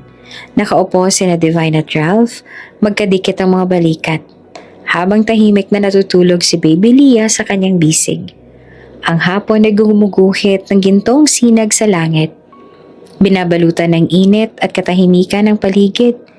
Umuugoy ang mga wind chimes sa malamig na simoy at sa di kalayuan, umaatungal ang boses ng isang kapitbahay na tila nagkakaraoke ng bakit pa ba? Ngumiti si Divine habang nilingon ng asawa. Namumula ang ilong ni Ralph. May bahid ng pagod ang muka at may gatas pa sa kanyang balikat na siguro'y naiwan ni Baby Leah kanina habang nagpapadede. Pero para kay Divine, ito na ang pinakagwapo niyang nakita. Hindi ito ang buhay na inakala niyang darating matapos ang lahat ng pinagdaanan nila.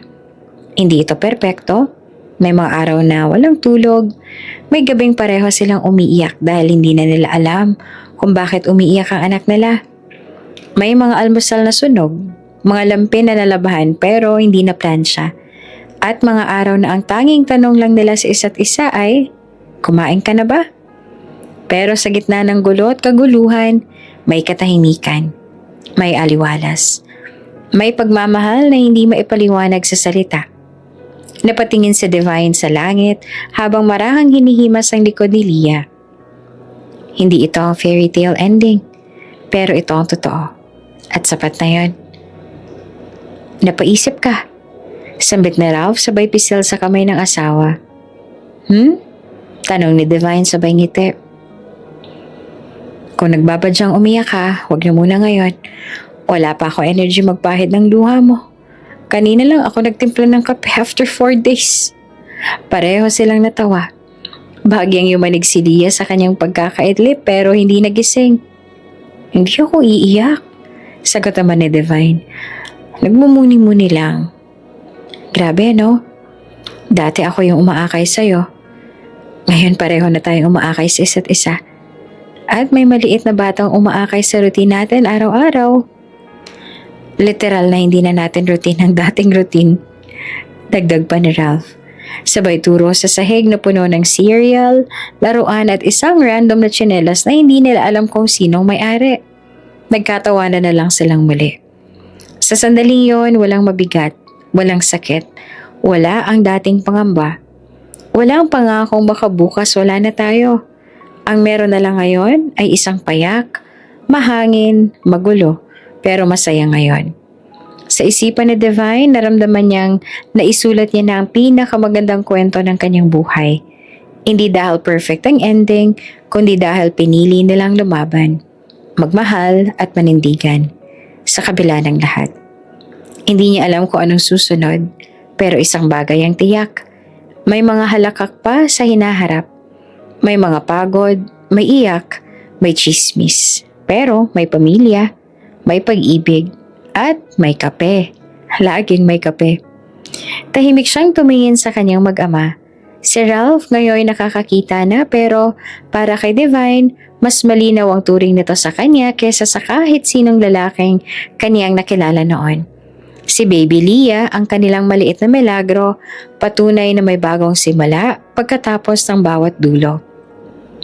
At sa sandaling yon, habang bumababa na ang araw sa kalangitan at ang malamig na hangin ng hapon ay umakap sa kanila, naramdaman ni Divine ang isang bagay na matagal niya nang inaasam. Kapayapaan. At sa ilalim ng mga bituin, may bagong pangakong nabuo. Ang patuloy na pag-ibig, pagtiis at pag-aruga sa bawat isa. Sa bawat araw habang lumalaki ang kanilang munting pamilya.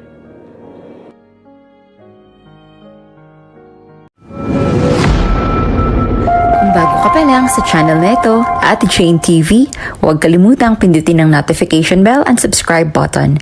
Sana po hindi naman malaking abala sa inyo ang pagpindot ng subscribe button dahil ang kapalit po nito ay ang pagsuporta para makapag-produce ng mga libreng stories sa mga channels ni Ate Jane. Maraming salamat! Alagaan lang ang bulag na anak ng Donya? Bagay sa'yo yan.